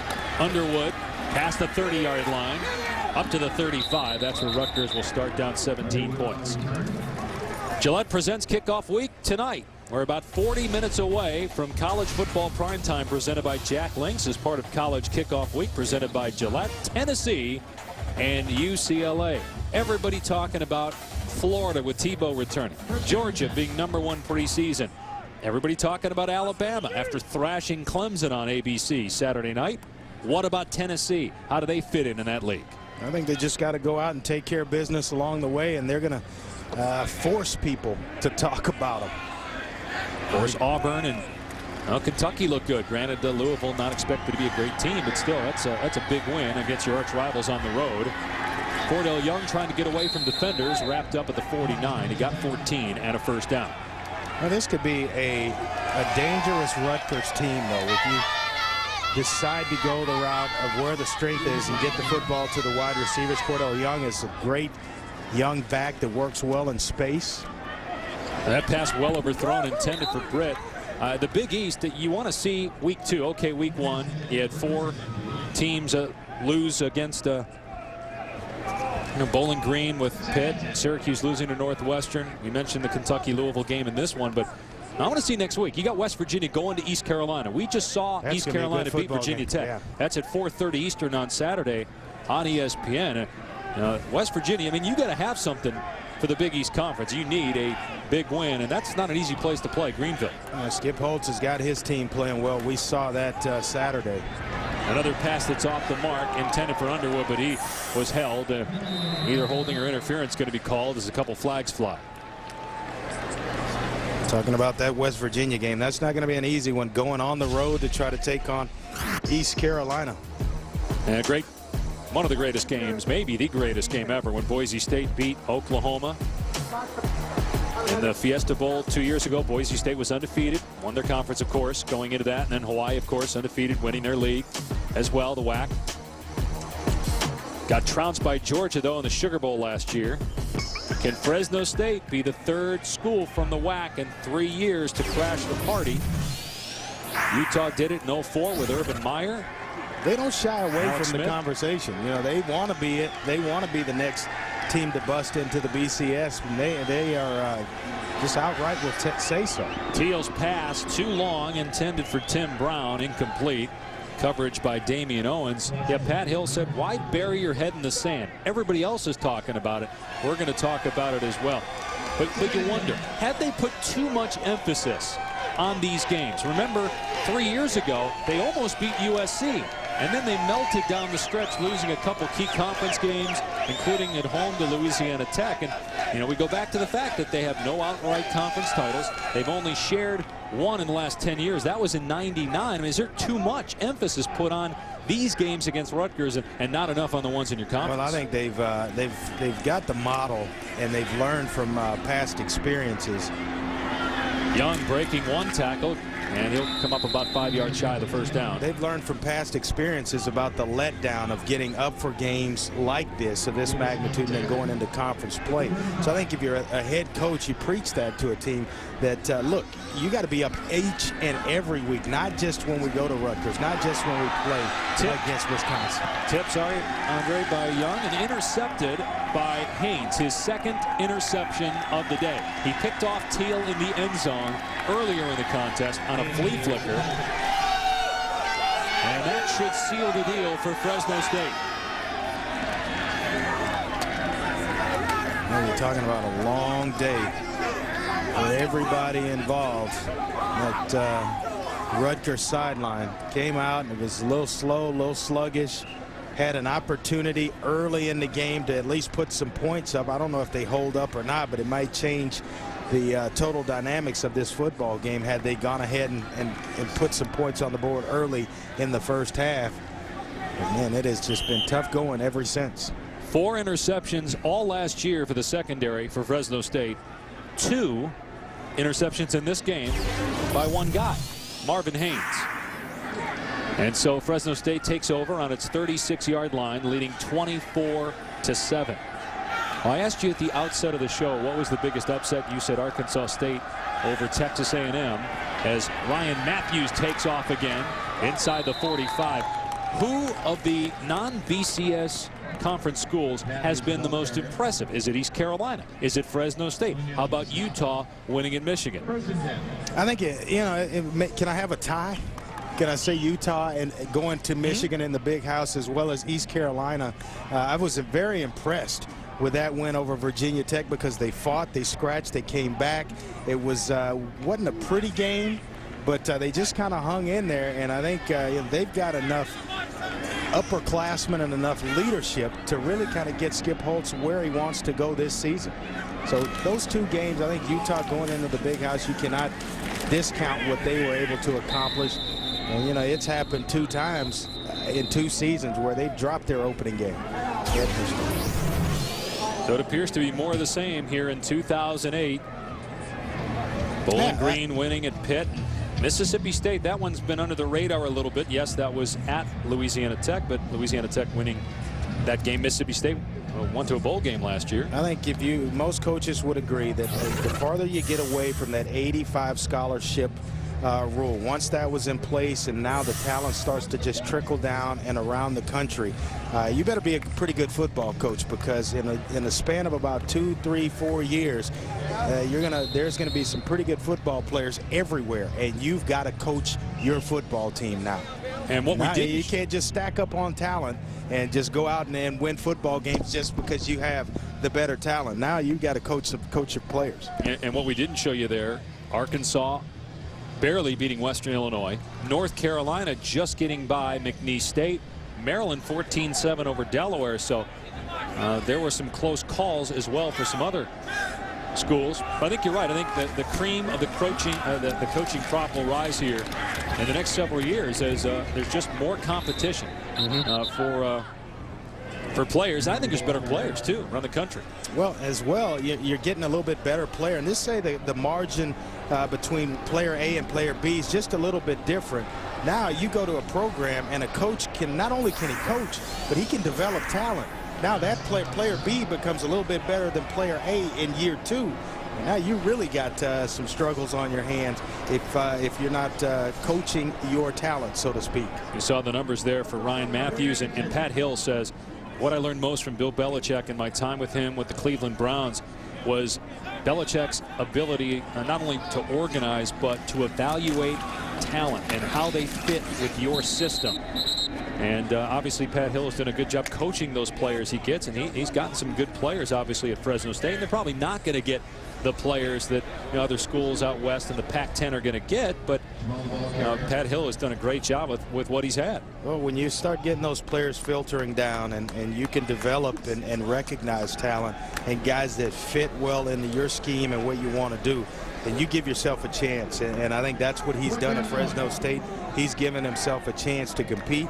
He's given himself a chance, or his program, to be successful. And that's why you can come on the road way across the country like they have, travel from Fresno, California here to Piscataway, New Jersey, and come up with a performance like this. Rashad Jamal on the final play. As the first down, they'll actually have to reset the clock here and start it again, but they're not going to run another play. Don't forget Tennessee and UCLA coming up next.